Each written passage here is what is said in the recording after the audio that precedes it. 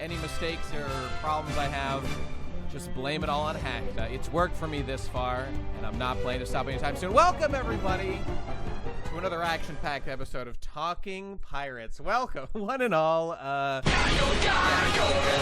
in your head, Chernobite. Absolutely true. Thank you, Baxter, for doing that. We'll catch up on the sub people, but before we get into any of that, ladies and gentlemen, today it's a rare day. Nate, bro, you sound like you're 10 feet from the mic. What? Is that true? Test, test, test. What do you mean? It looks like it's fine. Mic too low? What? My mic looks quite high. Okay, I will up it a little bit, but let me see here. If I turn this thing up, am I wrong? Am I wrong? Like, this seems like it's pretty high to me right now. We can't hear shit. What? Wait, really? Weird. Okay. How about this? I've turned it up quite a bit. It's in the yellow now. Is it really not peaking? This is I'm thinking that you're fucking me up, people. Am I on the wrong mic? That's possible. Okay, well let's. Oh, now is good. Okay, all right. As long as it's coming through clear. It was just your volume mixing. Okay, is it peaking now? Well, goddamn. All right, I'm sorry. It's good now. It was fine from the start. Jesus, I've been played from the beginning. Okay, well, thanks guys. Really appreciate the excellent audio mixing feedback on this. Can we get much higher? We'll find out. Okay, what I was saying before you so rudely interrupted me. All right, this is obviously off to a hack to start. Okay, I'm so sorry. Hack is spiking right now because Oda didn't manage my mic volume correctly, and I just hate him for doing that, okay? Why didn't he write this chapter better with me having better audio mixing? Okay, I'm getting some feedback that I need to go back to before. Okay, I'm going back to before. Okay, whatever, it's fine. Because I have a guest. Ladies and gentlemen, I bring to you the rare thing on the Talkin' Pirate Show because I know, look, we all know that I have the objectively correct opinion about things. Okay, oh, I made it too quiet. Oh, it's too quiet now. Okay, well, is that better? I turned up a little bit. Teching 101? No. I hate that guy. I'll kill that guy if I see him in the streets. Nah, Tekken seems like an all right guy, but no. Ladies and gentlemen, I bring to you, let me unmute him here so we can say something. All right.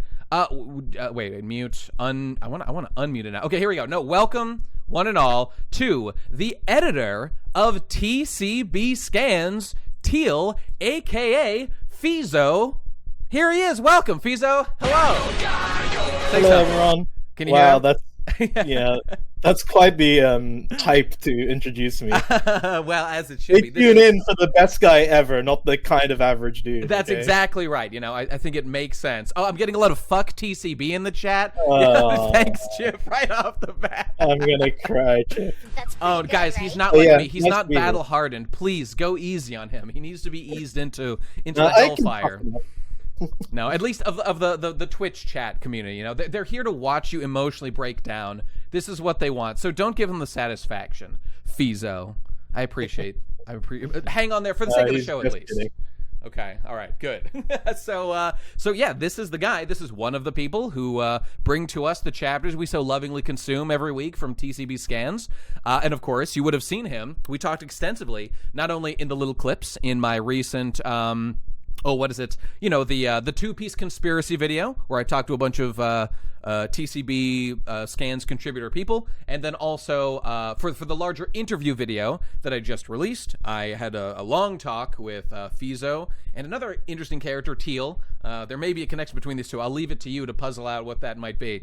And yeah, we just talked about a whole bunch of very interesting subjects about scanlation, translation. I was particularly interested in like the whole moral stuff, like the morality of the thing, how they view it, because there's just been a lot of talking in recent years. Just I don't know, like I felt like there's been a lot of downplaying the what I consider to be a fairly positive role of scans. I know it's not all positive, you know, but I feel like there's a more morally complex subject there than just they're bad. Oh, you know what?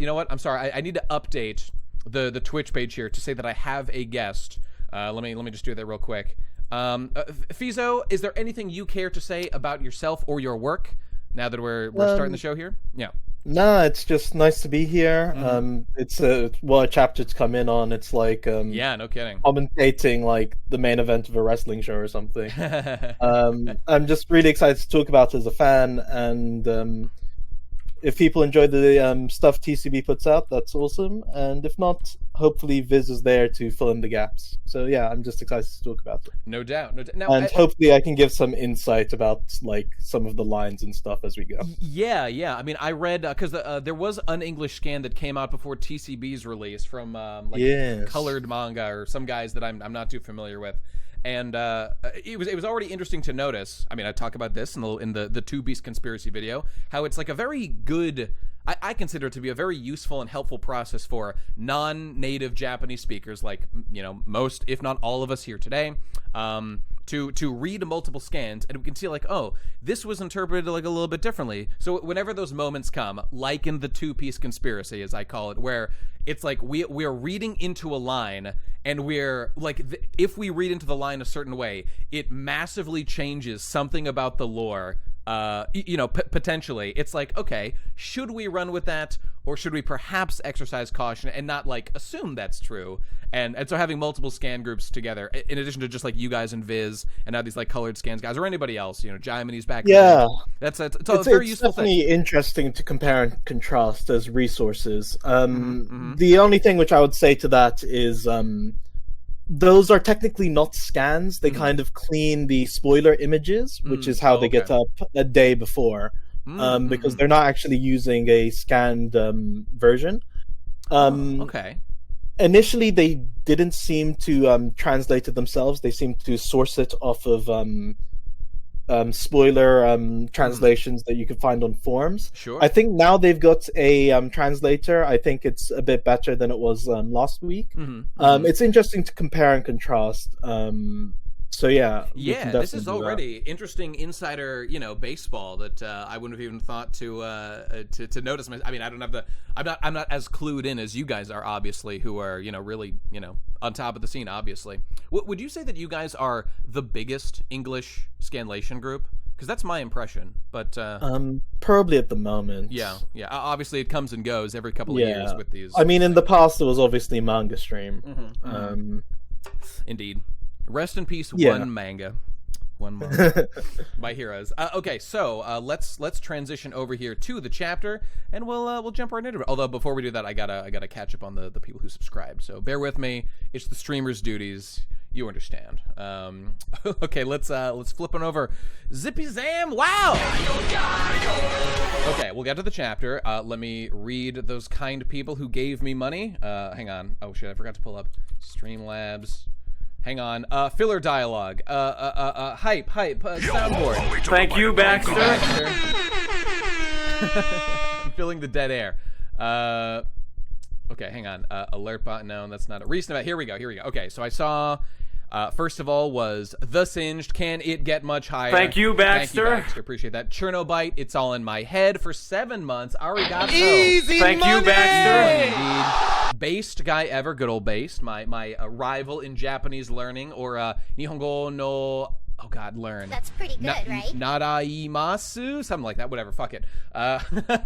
Tesla Novus gifting 5 subs. Epic Pogarino. Thank you, Baxter. Right, easy money.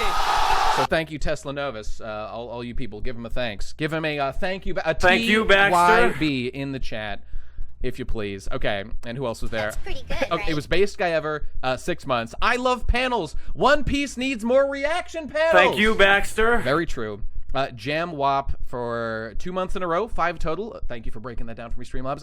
Hack to Bros, is today your day? Thank you, Baxter. God, I hope so. Didn't last week went? Oh, actually, before we get to the chapter, good, right? the last. Oh, it is 1069. That is very Based. Very Coomer pilled. Love that. And we need to see what the voting was last chapter. Oh, wait. I got to translate this real quick. Nihongo Benkyo Nakamada! Yes! Japanese studying That's pretty good, allies. Right? Yes, I can read that, Saber Blue Neon, because I'm a genius. Thank you for noticing that and also being a genius yourself. We did it. We did it, boys. Okay, and now last week, so I think you said you watched the stream last week. Did you see who won Hackta or Goda Feeso? I think it was Goda, Let's but see. I might be wrong. No, it was I think- Hacta! Seriously, wow. Hacta won. And to be clear, Feeso, this is Fun Piece era we're in, all right? Yeah. It doesn't mean that it was a bad chapter, okay? But Hacta Oh, I just know. took the I'm cake.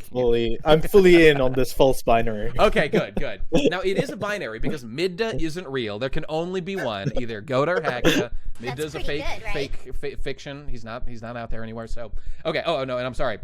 We've got to start the voting now. You got 30 minutes, people. Okay, start prediction. Is it Goda or Hacta? Goda or Hacta, you see, 30 minutes. Begin! So vote now or shut the hell up. All right, so let's begin the chapter. 77% Goda, Nate, Hacta 1. Well, it's obviously not a public opinion poll because the masses are idiots and they need me to tell them their opinion. As, you know, if you watch the stream, you know it's about me giving you the correct opinion. That's how it goes. And perhaps Feeso can can rein me in or better educate me. We'll find out. We'll find out. But your opinion's so right. How can I correct it? You see, that's what I like to hear from a guest on the show. It makes sense to me. He only lets us come on if we're sycophants. I like to think so. He told me that none of my own opinions. That's before right. I We come had a in. long talk beforehand, preparing him. I was informing him of the correct opinions to have. You know, we did a whole thing. So now we'll find out. Be prepared to know what to think. Just like Luffy is going to be told what to think by Nika that lives in his head rent free. We took a bite of gum gum. Thank you, God, I Goda. actually thought that could have been a thing.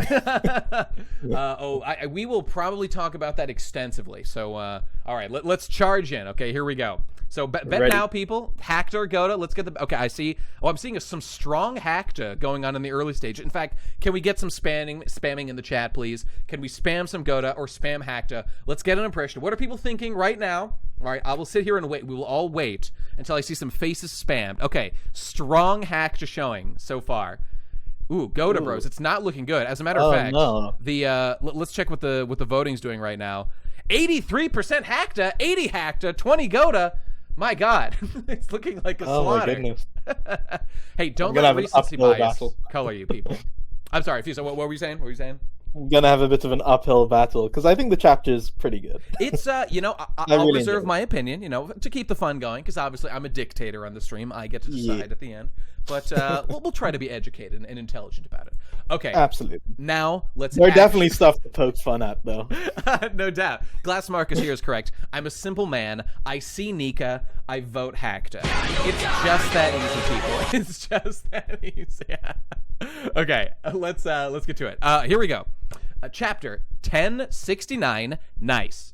One Piece. We owe all there is to desire. Now, real quick. I think I had pulled up the other translation. The desire of all things are born to this world. Immediately, Feeso, I'm curious. Why that particular translation? Okay, so born into the world Yeah. is an expression. It just means to exist. Mm-hmm. So basically what the phrase is we're crediting everything that exists to desire. So I was trying to be a bit more succinct with it, not use the exact phrasing. Sure. Because the idioms, like, sometimes when you take idioms, they can work pretty well because most idioms in different cultures are pretty logical. Yeah. Other times, like, borrow a cat's hand in Japanese, you can't quite translate that directly into to English. my kanji studying brethren, I just learned, fairly recently, there was to all my Azumanga Daioh bros, you'll know this one of what was it? Oh God, I can't remember. It's cat's tongue or something means aversion to heat, or like doesn't like Exactly. spicy food, just cat's tongue. That's like, I don't know where Yes. that comes from, but that's like And- what it means colloquially. Yeah. If you go back and read Odin's flashback, Yeah. you probably won't, but In if time. you ever go back to read Odin's flashback, Yeah. that exact term comes up when they're feeding Nekomamushi for the first time Oh, after yeah? they save him from being crucified. He's like, "Bleh, I can't eat this," and he throws it, and he's like, the pun is he's got a cat's tongue, he can't eat it. Oh, that's So, yeah, it Nekojita, comes from I that. believe, right? Yeah, base Yeah. guy ever. He's got it there. Fascinating stuff. Oh, okay. Well, that's pretty cool. I did see a question in chat. Yeah. Why not just use the idiom and put a TL note? mhm. Generally, you don't want to put a TL note unless it's necessary. You want to Mm-hmm. adapt it in a way that makes it understood in like equally to your target audience as it would be in the native audience. You know, Korma Man in chat here is correct. Man, you miss so much of this wordplay in English. Absolutely true. If you want to consume like any Japanese media with like understanding 100% of it, you do have to kind of speak Japanese and understand the culture a little bit. It's just true, you know. Adaptations try and capture that element, but Japanese is like the wordplay language. Like indeed. They've everything. Lots of puns. Okay, so let's get to our cover page here. Gamma 66's Cold-Blooded Voyage, Volume 26. Let's see if something's actually happening this time. A philanthropic endeavor of Lone Shark King Lou Feld. I love seeing my business boys back. Mads, the Laboratory of Peace. So, okay, if I'm to understand what's being implied here, so I obviously we're going to find out a little bit more as this goes on. It looks like our based business boy here, Lou Feld, has given money or something. He's given a ship. Yeah, to, he was a financial backer for Mads. Is the implication. Well, in the past or like right now? So the end of last chapter had Judge and Caesar thinking back on their time in Germa with a thought bubble, flashback bubble to Vegapunk. So we could assume that this is the past. Otherwise, we're just skipping ahead and maybe they've reformed Mads. But I'm gonna go on a limb because he's a bit skinnier here. I'm gonna go on a limb and say that in the past, because he's like a legitimate businessman, of course, swirling a wine cup. He backed Mads. And this is what it looked like from the outside, and it was put out as a philanthropic or a charitable endeavor. But really, he's the Lone Shark King. This is the first time we get a Romanization for Lufeld. Before Viz went with Dufeld. That's right. Yeah. Well, cool. That's awesome. I'm gonna also go out on a limb here. I'm going to make a wild guess and say that this is the present day. And that they're reforming Actually, you know what? That's a stupid theory because, like, these two have not like reconciled. It's like, okay, obviously, they're mid-fight right now. Yeah, they're mid-fight right now. I guess a flashback actually would make sense, and we're gonna maybe get some history of their relationship in the past. That seems like a pretty obvious flashback within a flashback because this is like 2-3 weeks in the past. Oh, that's true. It was so weird seeing Pudding in the same chapter into a little giant. But okay, Hacked, you win this. I feel like Oda had initially planned to finish this cover story like a month or two ago. Yeah. But because of all the color spreads for Film Red and damn that Film Red pimping out Uta, that's why this was pushed back and we got Pudding in two places at once. We had to make room for new main character Uta. It was, it needed to happen. Actually, you know what? Main character from she was envisioned before Luffy. That's right. This is Romance a chapter Dawn 0 version situation. 0. This is an elevator situation. Absolutely true. Version 0 of Romance Dawn. She's in it, not Luffy. Yeah. Okay, all right. Now let's get to my favorite page of the chapter, the credits for TCB scans, featuring all our favorite cast of characters. And what do we have here? Look at those rogues. Heel, the proofreader and editor. Who could that handsome rogue be? I wonder. That's before you move on, I just want to point out the flag, because it's the Laboratory of Peace, says pacifist. And obviously Vegapunk goes on to create the Pacifista. Just for that was cool. Oh, that's true. That's true. And do we know was Mads was a government project? No, right? It was broken up by the government. Vegapunk was not forced, but Mads was broken up, and Vegapunk ended up being enlisted into the government. So I guess they wanted to swoop in and take their lead scientist. Okay, so we don't really know like who created them, what their initial purpose was exactly. No. Yeah. Okay. Going off of Dragon's conversation with him a couple chapters ago, it seems that Mads was independent, and he's only recently became part of the world government science research 22 years ago, right after O'Hara. Yeah. Okay. That's interesting. And there's a comment here. Oh no, Nate is rubbing off on Feeso, not the other way around. No, I'll rein him in. Trust me. We'll find out. Okay, so just to be clear to everybody, we're speaking with Teal. Teal is here on the show with us right now. Feeso. That's who this is. Pretty cool, huh? Pretty cool. I go by Feeso most places. Yes, with One Pace, I've been there for like 10 years. I go by Feeso and stuff. Yeah. So I'm used to Feeso, but you can call me TL Feeso, whatever.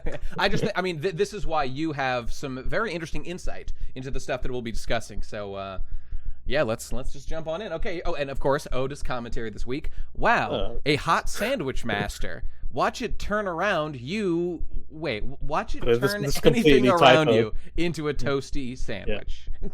Okay. So Thanks, basically, it seems like he built a sandwich master, or he is the sandwich master. I don't know. He's got sandwiches on the brain. Yeah, I Oda guess so. often just does a random thing when he's not in like shill mode and he's promoting like, oh my god, I watched the concert for the artist of the new opening for One Piece. Aren't they amazing? Yeah, and stuff yeah. like that. I mean, When it's a fine he's thing not to do like that. promoting stuff, he's just saying like cool, like quirky things. I like the slice of life stuff he's been doing in this little note section. Just like Yeah. I've been watching. What did he say last time? Like he just what was? I'm just curious now. He said something about. I He can't met remember. Takahashi Rumiko from. Yes, and Urusei Yatsura and he's stuff. a living legend. That's Yeah, awesome. she That's did awesome. Ramuna 1.5 and Inuyasha, right? Yeah. Indeed, I'm a high IQ Urusei Yatsura fan myself. That's where I land on that. Okay. Let's get into the actual chapter. Yes, we're actually beginning it now. Ikimasu. Here we go. Egghead is in chaos. Okay, Kya. They got Dr. Atlas. We've got a FBI statistic quoting individual here. Stats. Interesting. Okay. Don't know what Oda meant by this. Okay. Intruders. Why is Cypher Pole doing this? And storming in and attacking. Eek, it's Rob Lucci. By the way, Feeso, we'll make a joke. We'll have some commentary once we get to like an actual. Yeah, event. of We don't- course. every There's nothing panel to doesn't- talk about here. Yeah. Okay, yes. We will note Bonnie's ass. Oda has been making a big effort lately, it feels like, to be more than just the tit man that he's always been known as. He is making some effort to show off ass as well, and I think we can appreciate that. That I'll give Goda his due when it comes to that. He is making an effort to cater to the ass men in the audience, but I will say, after 1,000 chapters of a consummate tit man who's given the ass peasants nothing but barely scraps to consume, I'll be amazed if they have survived on such such crumbs at this point and stuck with us. But if you made it all the way, thank you, Baxter. Thank you, Baxter. Appreciate that, Oda. All right, and we continue. Okay, so I was Rabuchi's watching Jinbei's shocked face during your Yeah. your description there. Oh, yeah. It looked like, he looks like he's shocked about what you're saying. Jinbei, he needs to burn. He's a lowly fish man, but once in a while. Okay, this is where we disagree. I- Jinbei to me is top 3 Straw Hat. Top 3. Oh my. Okay. Yeah. Well, all right. We got to stop right on a dime right there. Okay. Top 3 Yes, Straw sir. Hat. You say For okay. me, top 3 favorites Okay. for me. Let's run down the list. Okay. Now I know that Luffy has been Nika compromised. Okay, but Luffy was always he's the main character. He represents everything that we'll One put Piece Luffy represents. aside. Luffy's obviously Yeah. top. Luffy tier. is One Piece. Yeah. Luffy, exactly right. Ruger John says, so cringe, it's based. Oh my god. Kick me out. I am Him out, all contrarian. right. They want your head Den now. of the enemies. Yeah. Okay, and below that, I mean, hey, I wouldn't say Zoro has the most dynamic personality in the world, but has Jinbei done anything that could rival the ending of Thriller Bark? The nothing happened whole scenario. Absolutely not. Absolutely not. Well, I don't want to directly compare characters, but I think, Okay. compared to a character like Brook or Frankie, Sure. Oda's shown a lot of love to Jinbei before his time on the crew. That's true. Whereas, with most Straw Hats, Luffy is the one who picks them up from their darkest moment. Yeah. Jinbei is the one who picked Luffy up and is like, remember your friends, blah, blah, blah. Okay. And he had, a lot of really cool moments where, when Big Mom's looming over him and he shows no fear so his soul doesn't pop out. Stuff like that. I think he's one of the characters who Oda's consistently given decent attention to even before he was on the crew. So I can more readily accept him because, Okay. when I look at Yamato, I'm like, I can see it, but it's a bit Who undercooked. are you talking about right It's now? I undercooked. don't remember Exactly. that character. Exactly. Oh my god! Sorry, something else which is going to get me flamed by chat. Yeah. I kind of popularized the term Yama bro. Oh, really? That was you, huh? Yes, Well, yes. luckily, I've already forgotten who that character is, so all is forgiven in looking back That's on funny. it. But okay, it's just that when you say top 3, I'm like, is he really better than Nami and everything Nami's done? Okay, you know what? We don't need to get hung up on Probably, it. yeah. I just, probably. Wow. Okay. I can't. Well, okay, Nami's Nami. been a Like I little feel thin like over the series. yeah, It's true. It's since true. the time skip, I would love to see Nami get more moments. Me too. Me Um, too. But okay, Nico. Like Robin. one of my other favorites is like Usopp, Robin, Brooke, Jinbei. Those are probably like my favorites. Yeah, sure. So maybe Okay, I'm well, a little people, unconventional. his Feeso's address is 123 Smith No, Street. no, His social security number. Do what you have to do to destroy him for liking Jinbei too much. Okay, this is what we do Jin here. Boy, not Jinbei. Jin Boy. Jim Boy. Okay, all right. Now, Okay, and we're yeah. off to Pigeon. I just think he's overhated. I think he like for a late edition 10th member. I think you could do much. Well, worse. okay. I mean, I always say about this. We probably even talked about this before, but like, if Jinbei had just actually joined during like the first tease, I think the end of Fishman Island, I think would have been the perfect time for him to join. It's like, boom, okay, great. Now we're, but the jerk. I actually think he just probably should have come with Whole Cake Island, like because that like the thing which frustrates me is no consequences. Like, I know it's so. As much as I love much of Whole Cake Island, the ending is looking back on it is really weird. That like it's not explained how Jinbei got away or. I thought Germa were going to form like a Megazord with their snails or something. That would have been cool. But yeah, Oda. See, it plays to Oda's worst tendency as a writer, which is like the whole get out of jail free card that he gives. It plays into the way that characters survive when they shouldn't, and it hurts his credibility. And things like that, like big events happen, explosions happen, and then we cut back and like, oh, actually nothing bad happened. And, I mean, Oda could have had it both ways. He could have had Jinbei as a prisoner on the Queen Mama Shante and like have him have like disheveled hair and clothes, maybe a scar or something. That's all. And good. then when King or whoever like knocks the boat out, we hear like, oh my god, the prisoners escaped or something, and like we just see like a silhouette escaping. Dude, and then Jinbei can show up. Yeah, I think something like that would have made the transition a bit more palatable. So yeah, that's a valid criticism. And I think that these things, they come with the fact that Oda, he really is like, he's not as concerned about every little detail these days because he is trying to march through the story a little quicker. And I mean, this is why we complain. I mean, I don't know if you agree with this. I will say to my dying day that it felt like Oda was setting up Nami and Usopp for a real juicy fight with Page 1 and Ulti, and then it just didn't happen. And I feel that was just like cut content for time. Yeah, that's my. There's a lot of cut content. There's a lot of cut content in Wano. We've seen part of it actually in the Road to Laughdale, but there's definitely a lot more. That's for sure. Yeah, I agree fully with that. Okay, well, let's charge along. I mean, it's very normal on these streams to talk endlessly. In fact, we're making excellent time on page 2 after, what, 40 minutes? I watched last stream and you were still on page 1, 40 minutes in. It feels so. It feels so good. If anything, I make you more efficient. I think so. Having guests in does actually help me stay more on task than just getting on. We could be having yet another rant about Nika right now. We could spend an hour on how Katakuri is my boyfriend and I love him. I love Katakuri too. Yeah, exactly. How could anyone believe any differently? And by the way, we've got Quedrigit has subscribed. Arigato. Thank you, Baxter. Baxter-sama. Okay, thank you. Okay, so let's move along. So Luffy is surprised to see Lucci, okay, and the joke made about how it's a government island. Oh yeah, I guess we're the ones out of place here. Okay, very funny, very funny. I'll give it to you, Goda. Nicely done.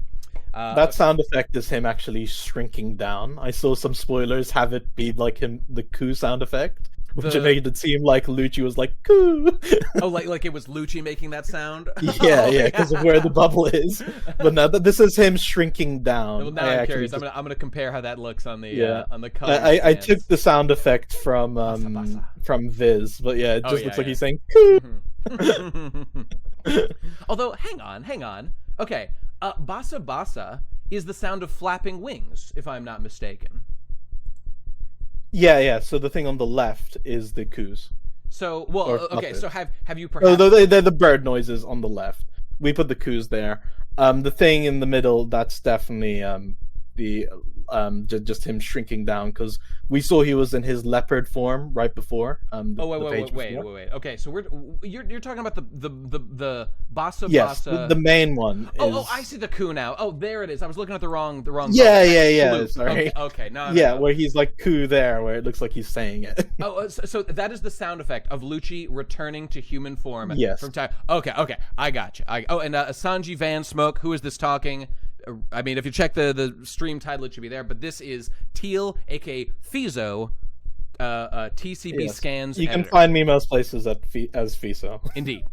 Molotov says no. He's saying Schloop. He talked to Oda. Schloop. He got the inside scoop on this. Okay, if you read I between took the Schloop characters from Viz. Like I looked back at CP9 because I was like, how do you describe like the shrinking sound effect? Yeah, good question. And it was Schloop each time, so I was like, okay, I guess Schloop is the official romanization for this sound effect. Okay, so guys, listen to that. That's absolutely fascinating about your process. So in order to know what sound effect to appropriately translate the sound of Rob Lucci transforming, he went back to the I come through like 4 or Viz. 5 chapters. No, maybe 10. That's 10 chapters to fascinating. compare that. Yeah. What an interesting job you guys do, and you do it for free. Absolutely amazing.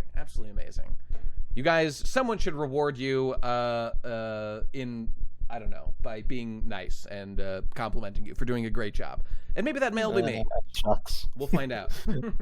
Well, I'm just glad if people can read the chapters and enjoy them. Like, I said this to you like in the interview, but like, I just want scans to be good and represent the series accurately. I don't want them to be a rush job, like using translation tools and have no context for the characters or the flow or the way English works. Like, I just want it to be as competent as possible in the limited amount of time for the people who can't wait for official releases or have no access. It's a public service. Although I hate to say it, Mawile here, there are some accusations of doing it for free, like a Janny. Do you feel like a Janny, Feeso? What's a Janny? A janitor, a moderator on a. Oh. No, I don't know. He's a much higher tier than a lowly Janny. That's for sure. I'm a manager janitor. Yeah, there you go. Okay, he's got a title and stuff. Okay, let's Magic. move along. Okay. Epic joke about how they're on a government island. Okay, funny. I like it. Unironically. Kaku saying, "Dearie me, the Straw Hat Pirates, and it looks like they're with Jeweler Ribani." Well, that's that, Lucci. We can't lay a hand on them. Straw Hat's officially an emperor now. We can't engage him without orders. Now, I wanted to pause on that and just note how, like, officially, huh?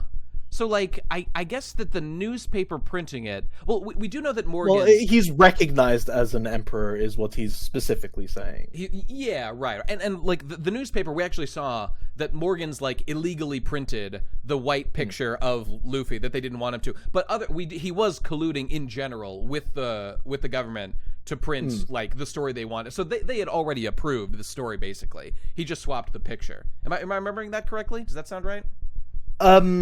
Basically what happened is oh geez, I'm gonna seem like a fake fan, but I can't remember his name. That's all right. The CP Zero dude who took a photo, his name is based off of one of Picasso's paintings. He sent the photo in, apparently not knowing what its Fifth Emperor was an op-ed. Yeah, indeed. Well, no, not knowing like what it represents, like not knowing like what the sneaker thing is. So like it went to print, and the Goro say like Guernica, only saw it when it was too late. Yeah, Guernica. Yes, and that's actually kind of ironic because that painting wasn't initially meant to be like an anti-Nazi like thing, but it became after that's.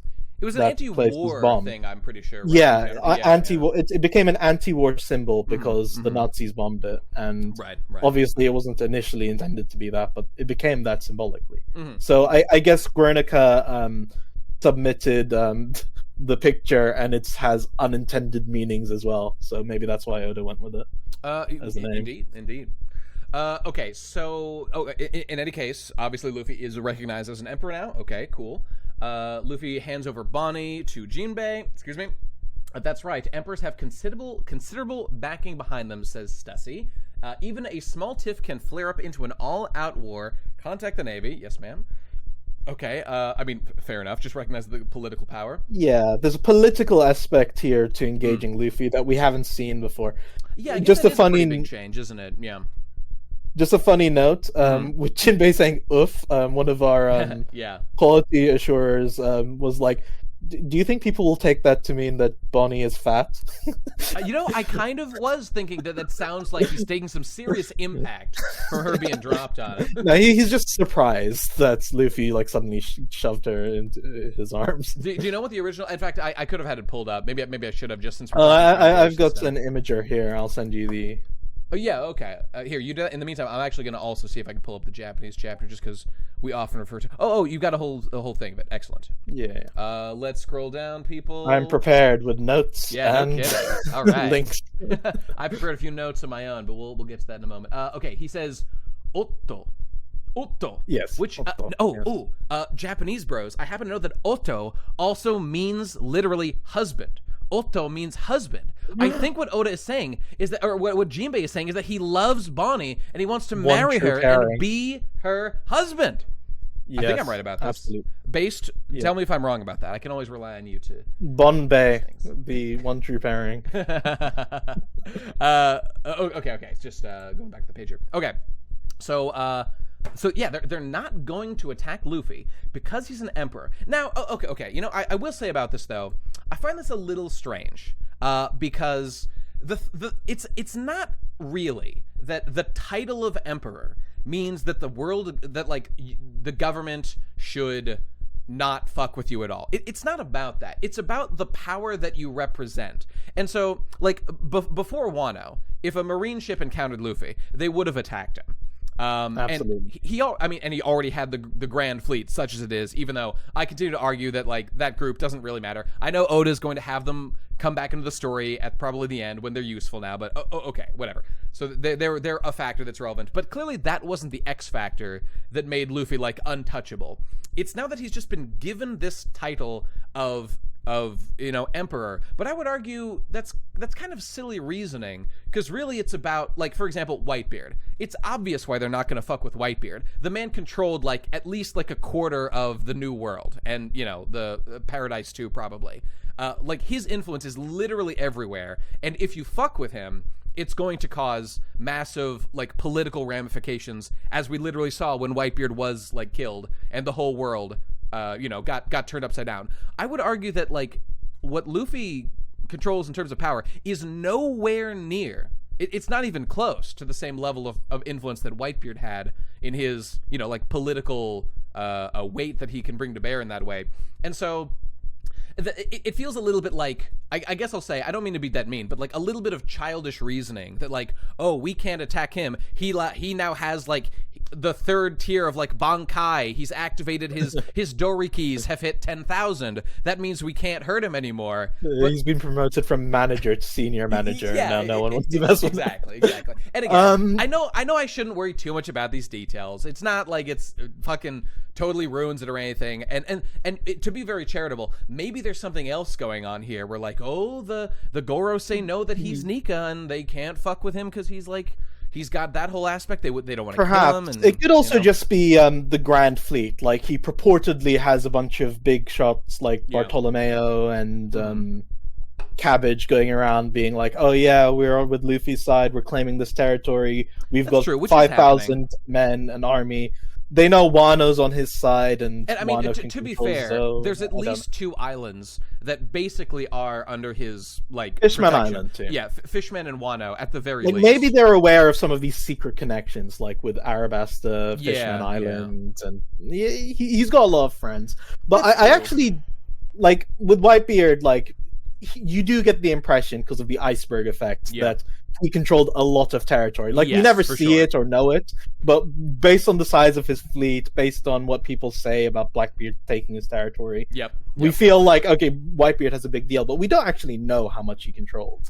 Yeah, well, okay, it's true. A lot of this is kind of inference and stuff. Yes. But I do think that it's pretty well reasoned. I do agree with you to an extent, but I actually don't think this is in the chapter to part of it is to give Luffy some clout and, like, you know, put some respect on his name. That's true. But I think the main reason Oda has put this in the chapter is to characterize the CP0 agents. I agree. We saw before that it was Lucci was questioning the orders a bit, which is a kind of a departure for him. But he was questioning, why do you reckon they're going against Vegapunk? Yeah. And Kaku and Stussy are like, nope, we're sticking to the book. And so in this chapter, we've got Stussy and Kaku being like, nope, we've got to radio in. It's standard procedure for engaging a Yonko. It's almost like there was previous reasoning to not trust Lucci. It's almost like there's a whole cover arc about that. But okay, I don't know. Let's forget about it. It's like basically it's to characterize Lucci as the he's the loose cannon. Of the group, and the others are want to go by the book. So it's to generate the hype for Lucci, I think. I mean, I certainly agree. That is Oda's narrative purpose in doing that for sure. Also, on that point, like, I didn't expect CP0 to basically be most of the CP9 members again after that cover story. Cringe? I think it's big it is cringe. Funny. It's lame. Do I hate seeing characters back again? Not at all. I mean, I don't want to go on another rant about like Lucci or anything. It's just like I consider it so strange, and maybe it'll be explained in time. Okay, that like Oda himself. It's just if there was no Lucci cover arc, I would consider him being in CP0 right now totally logical and not at all like an odd thing to do. But he went out of his way to make a cover arc that like distanced Lucci and his whole gang like they were going to go do their own thing, which I also is perfectly fine. But the only weird thing is that after the time skip, they're back and they're like literally better than ever. And again, the way that I know that it's not really well thought out logically is because fucking Spandam is also in CP0 and is now Lucci's subordinate. And Lucci, he's under Lucci. Like, why would Lucci maybe allow him to live? Maybe Spandam got in due to nepotism or something. From Spandine. But like, Spandam doesn't bother me too much. It's everyone else. It's like, why is Khalifa? Why is we don't even know where like Khalifa he's got a is. useful. Or according okay, I don't know if I should spoil non-manga stuff, but are they in the movie or something?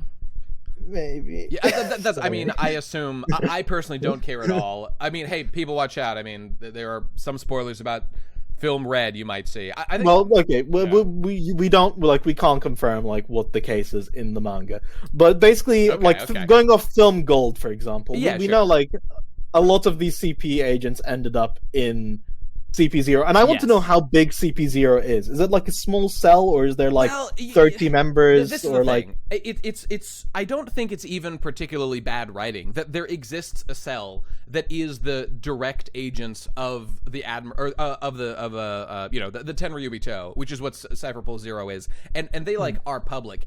It does seem to me like a little narratively strange to take deep cover secret agents and turn them into like public, bodyguards, like the strongest bodyguards and like muscle of the world. And I understand that, like, okay, obviously they're going to want the best agents to be their defenders or whatever. And again, none of this is like particularly bad writing, or none of it, like, it doesn't, not like it's not logical theoretically. It's just that, like, when now that I'm reading the story, I'm like, well, I don't think this is a particularly interesting usage of these characters. And with all the different ways that like this particular bit could have been written, this was a prime opportunity to write in new characters with their own do you know thing. what I suspect the initial plan was?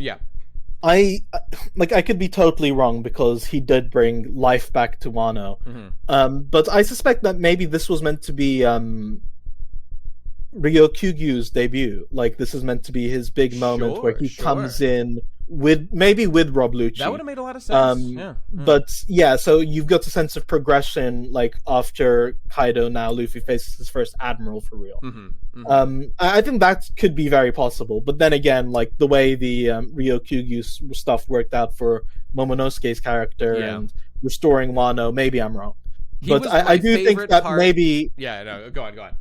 Maybe Lucci is meant to be like a condiment, like a side dish to like the main admiral course that was meant to be in this series, this part of the story. That would have made some sense. That would have made some sense. And I'll say again, by far my favorite thing about CP0 is Stussy.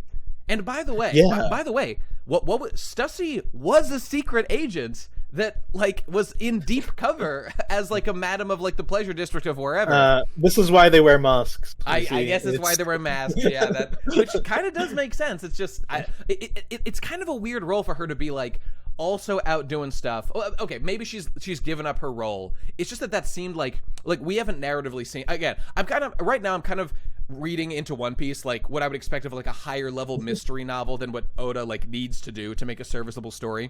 But it's whatever. Sometimes it's good to do that just to whatever push Oda to be able. Not that he's hearing this or whatever.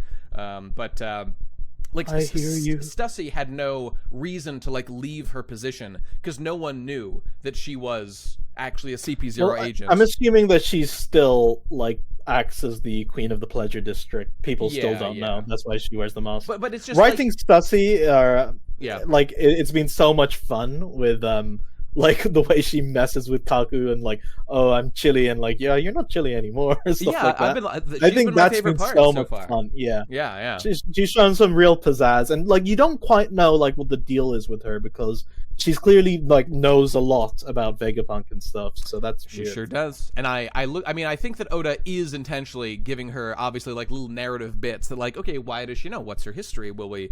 And then if there's any kind of flashbacks, obviously she could be there because she has history here to some degree. So this is all good stuff. I like Stussy. Want more about her?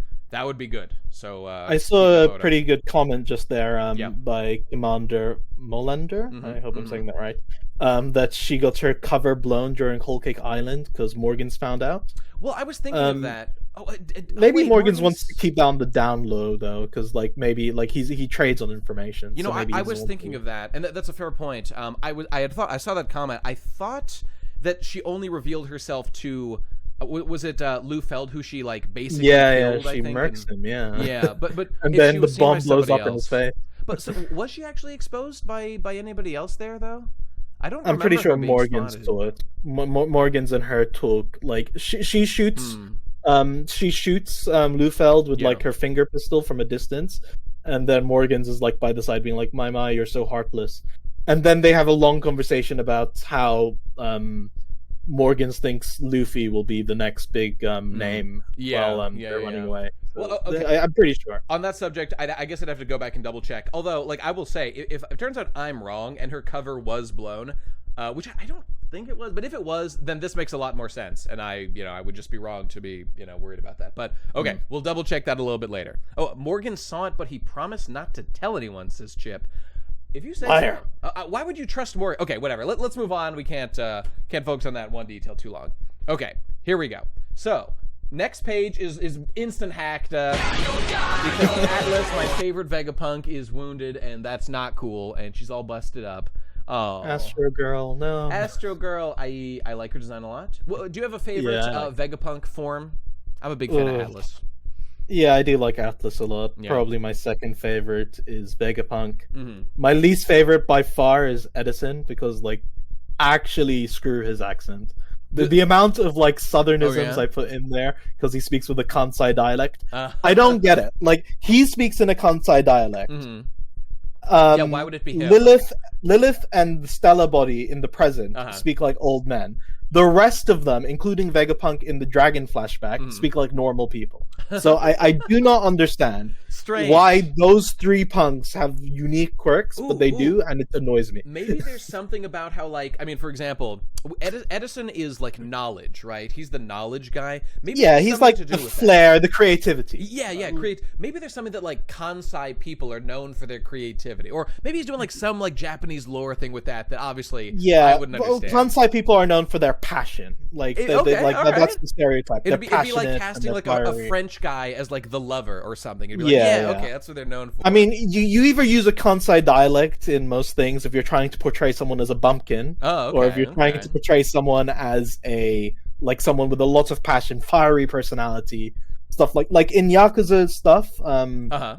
You often get characters putting on a fake Kansai accent to sound tough. Oh, I see. So, yeah, there's stuff like that. Like, I mean, I guess you wouldn't put, like, a southern drawl on to sound tough, but it's the closest equivalent we have. It doesn't translate directly. Again, you gotta know, like, the lore and the history to know it all. Yes. Anyway. But, writing him was a pain, so Edison's my least favorite. Fair enough. A unique perspective. But Atlas is hurt. That's an instant tank chapter. Okay, it's a bad chapter now. Sorry to say it, but it's just true. Okay, so I'm aware of the consequences, says Vegapunk, to attacking, or says Lucci, rather, about attacking a Vegapunk. Chopper, do what you can for her, to which, helpfully, Chopper clarifies, I'll try, but I think this is more Frankie's forte, which is clearly showing that, like, these guys are, like, robots, or at least Atlas's. Cyborgs, at least. Yeah, but clearly made of, like, robotic parts and stuff, so. Exactly. That's helpful to know, and we were kind of looking for clarification. Lucci says, keep out of this, government business.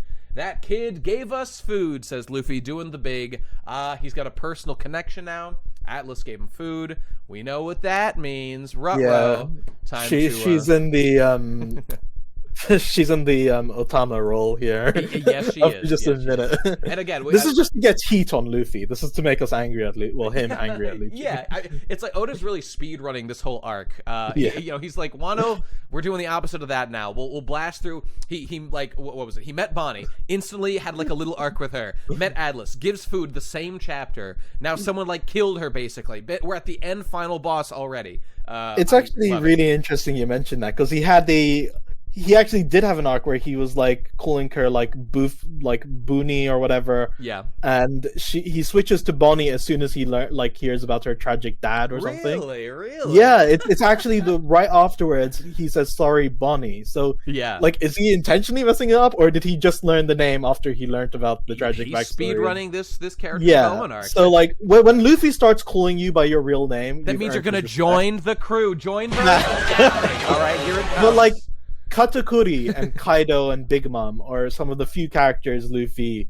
like antagonist characters, Luffy actually calls by name and doesn't nickname, like Mingo or Pigeon Guy. Yeah. So he actually respects them to some degree. Well, there you go. Yeah, I guess when you get to that level of, I don't know, connection with them, yeah, I guess just feels strong enough that he can actually internalize their name, actually, not Pigeon Guy or whatever. Which, you think he'd maybe have internalized something with this guy, but I don't know. I Everyone else apparently knows Rob Lucci's name. Like, Chopper remembers it, Nami remembers it. They're all like, oh my god, Rob Lucci. Luffy is, unique in this way, that I guess he gets attached with these names. And look, people, some kanji that I can read. It says Kaigun. It means Navy. Haha, very cool. Well, before you move on, though, that one panel where she's like, that kid gave us food. Yeah. He kind of is, in Japanese, they take a bit longer to, like, get the concept out, where he's like, that young girl gave us meals freely. So are you saying that he phrased this more in an unusual way? No. He phrased it very typically in Japanese. It's just pointing out that sometimes in when you're doing adaptations, to have the same oomph that the Japanese have, you just phrase it in the most, that kid gave us food. You cut to the heart of the matter. I see. To make it the equivalent of what it is in Japanese. And I agree, people. Luffy, I think, would call me Shades Guy or something like that. Oh my god, Shades Guy. What would I be? That would make sense.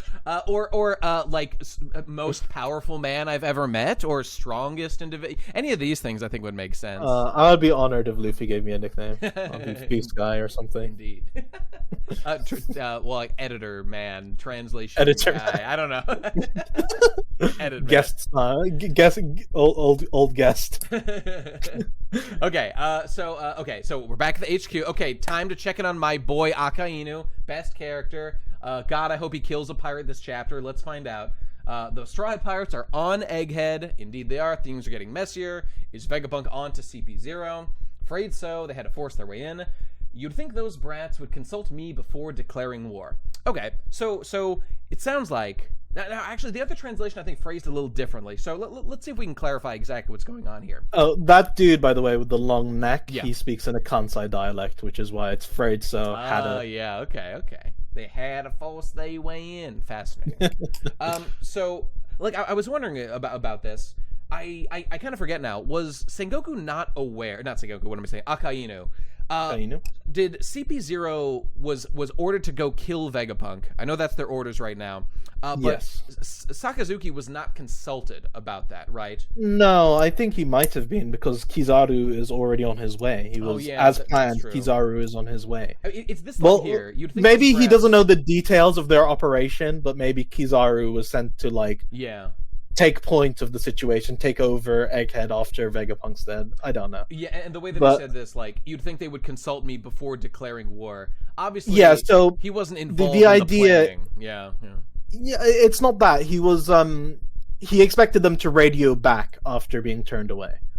Oh, Like, okay, he's referring to CP0 here. Yeah, because remember when exactly, when CP0 showed up, Mm-hmm. CP0 they're like, oh, let us in, it's so cold, we need let's have some tea, because they don't want Vegapunk to get onto them. Mm-hmm. Maybe because if Vegapunk knows he can do stuff like deploy the Seraphim or destroy a bunch of stuff and screw over the government that way, so they're meant to do it discreetly. But Lucci and Co just plopped onto the island and straight away declared war. So that's what Sakazuki's complaining about here. Okay, that makes sense. So what does he have to say?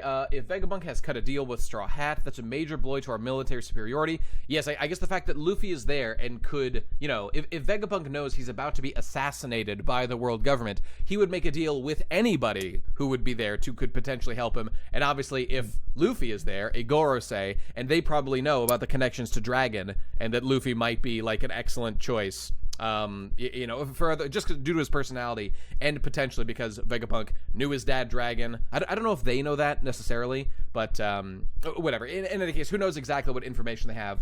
But so, yeah, he would be tempted to join up with Luffy in this way. So, okay. Sakazuki has an axe to grind with Dragon, I think, because at Marineford, so?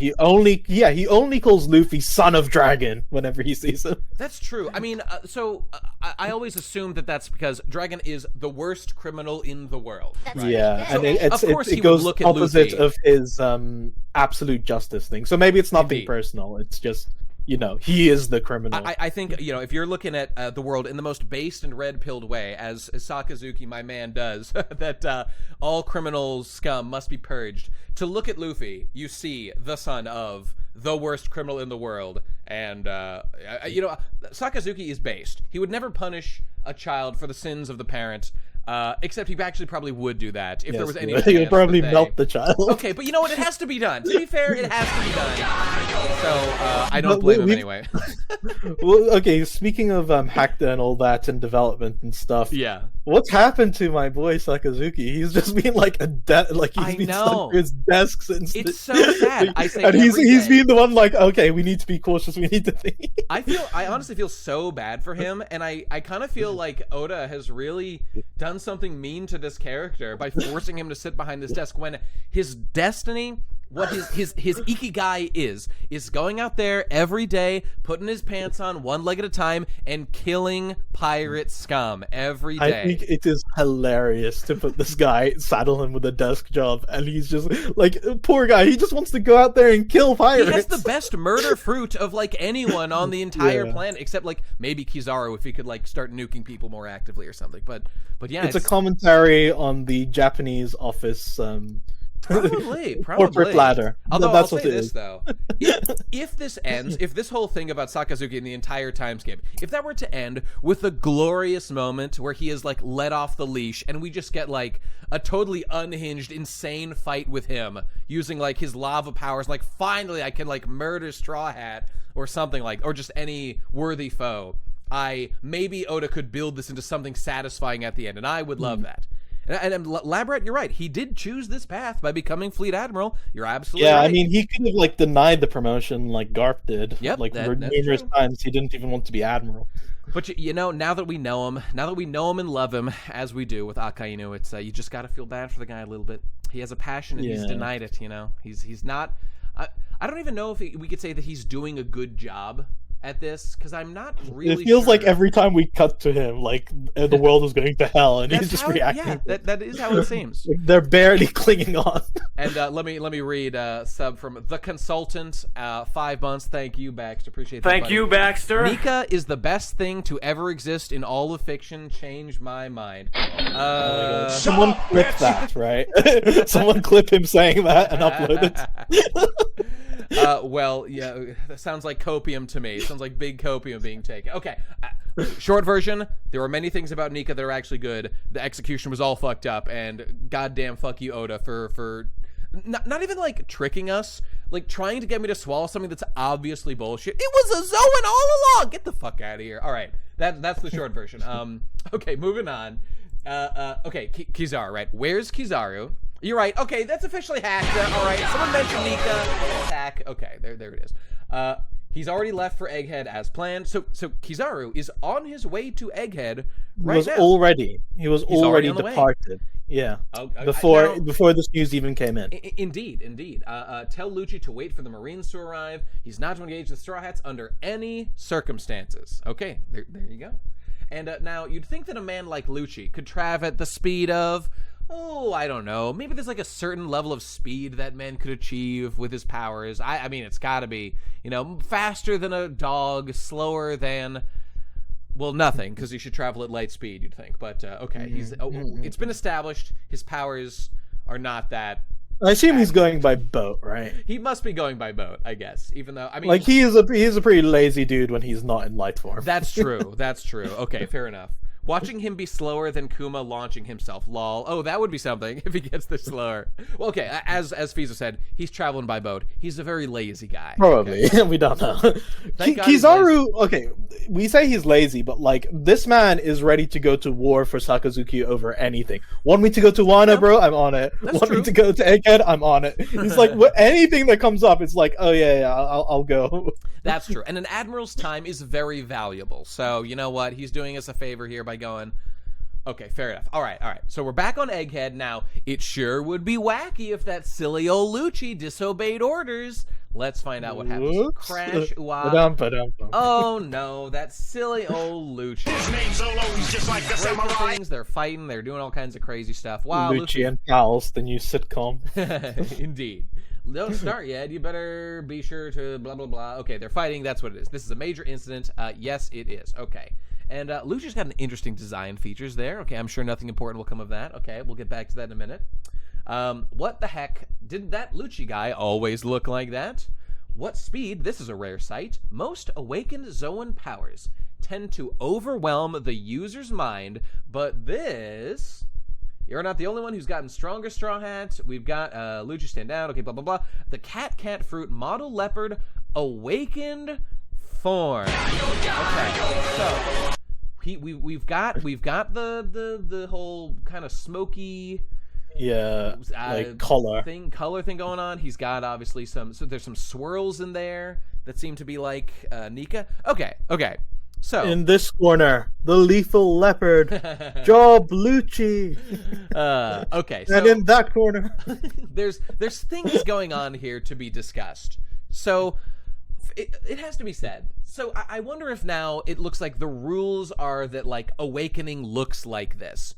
Okay, but now we have to think back. Okay, obviously we saw Kid and Law awaken. We didn't see any physical signs from them. Okay, maybe it's just a Zoan thing. Okay, but then the awakened Zoans that we saw in Impel Down definitely didn't have these, like, swirls and stuff. And look, I mean, on the one hand, I understand things change as One Piece goes along. Okay, look, even I just like to point out those things so that we can kind of, like, be intellectually honest about a series and details that are evolving over time. That's fine. But see, Dream on a Rainy Day is saying it. They were overwhelmed. Okay, the theory that is emerging now is that this line here, most awakened Zoan powers tend to overwhelm the user's mind, but this obviously being different. Like, Lucci is not being overwhelmed. Lucci's got a surprising amount of control over it. Yeah. What do you think of the design, like divorced of the context, what do you think of the design aesthetically?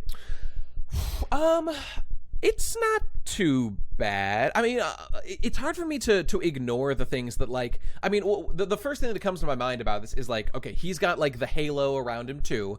it makes my mind go to Gear 4th. Because Yeah. Gear 4th also had a halo of smoke around, and now I'm a little confused as to exactly what the implications of this. And I mean, even like Eneru kind of, I mean, his was like lightning. That was, I guess, a little different than this.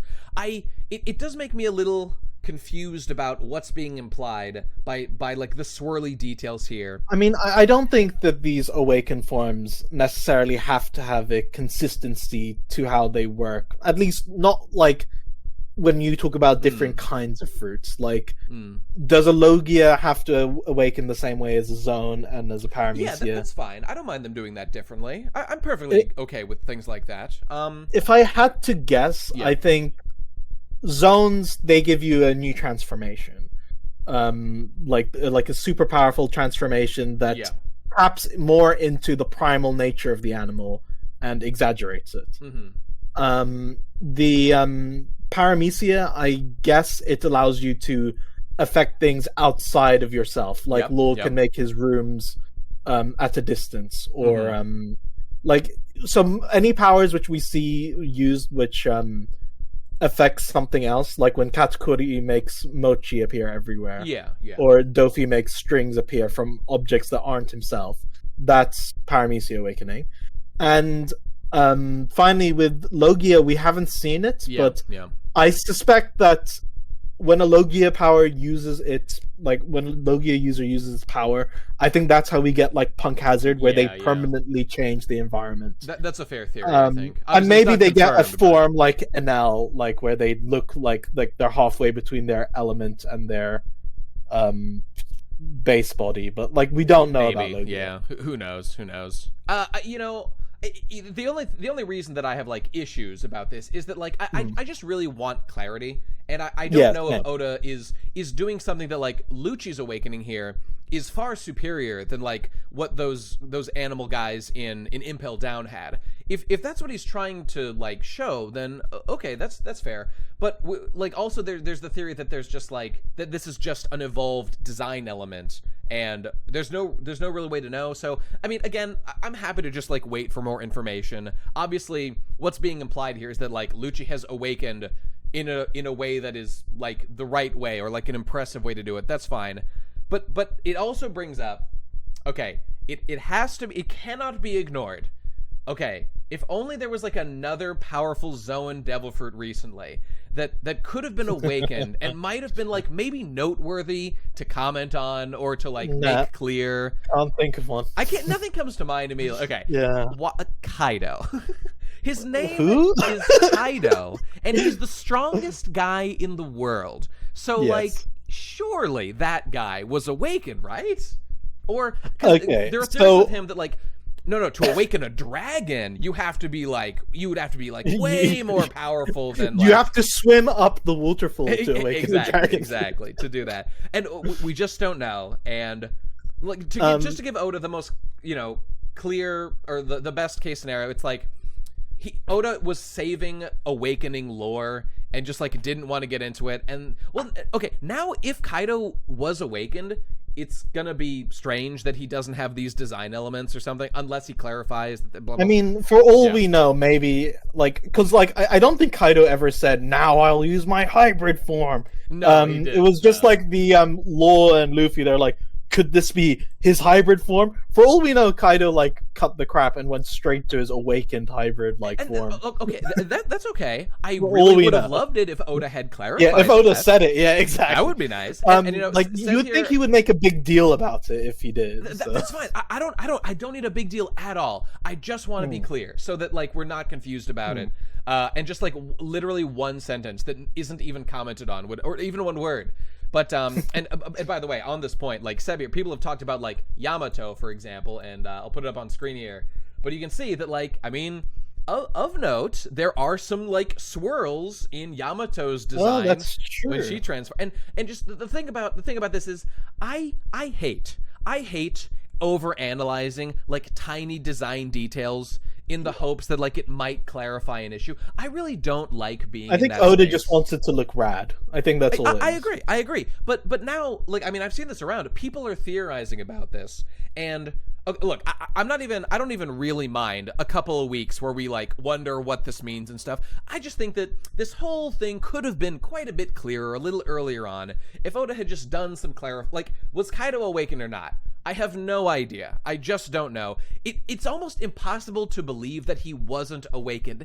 He's fucking Kaido. He's so powerful, and I mean, I can't even get into the, like, I am still kind of perplexed that Luffy won that fight, but okay. Have you seen the meme where people think that because sometimes Oda forgets to draw the fangs of his teeth? Yeah. So sometimes he's got flat teeth, sometimes he's got fang teeth, and people are like, "Oh no, that's the difference." Sometimes he's awakened, Okay, sometimes he isn't. But Just like how- the teeth got the jags. Like Ace's lacking of freckles in some panels. Obviously, it's his devil fruit at work. This is Nika, the area of effect. It's obviously giving him freckles because that's silly sometimes. Oh, it's just, it's fine to joke about those things. I don't even mind a little light speculation, but to like seriously consider these things. If you want to take an in-universe, like, 'cause this is not what Oda was thinking. Yeah. But if you want to be like an in-universe apologist and assume that he didn't awaken, you could think that, okay, maybe some Zoan awakenings are harder to awaken and maintain your sanity than others. Possible. Especially mythical ones. So maybe Kaido could fully, like, go awakened, but he would lose his mind too much. He would be too primal. And he wanted to maintain Onegaishima's flight, so he just stayed in his hybrid form. Let's say that theory is true, which I don't think is like a terrible theory. The thing is, this is me bending over backwards here. I don't actually think. I don't think this. Even if that was true, though, that like I would have kind of another issue there, because that means that we didn't see Kaido in his most powerful form, and he lost like by choice. And like, there's no. Why would you? It just that like would be ridiculous. Okay, but to be fair, like Luffy didn't beat a fresh Kaido. He beat a Kaido who that's true. fought 20 people in a handicap match. There's plenty of reasons that like Luffy and the he gang was like wore him down. carrying an island. Like I feel like we are meant to feel like the crew scraped by at Wano. Now they've made it to the level of especially with Gear 5. Yeah. Now they've arrived. They're official Yonko crew.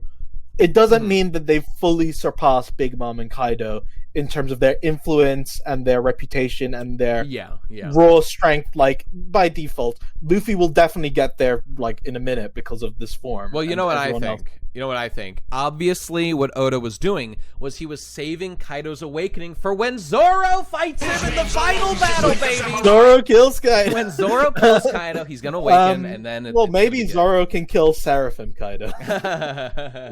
But yeah, with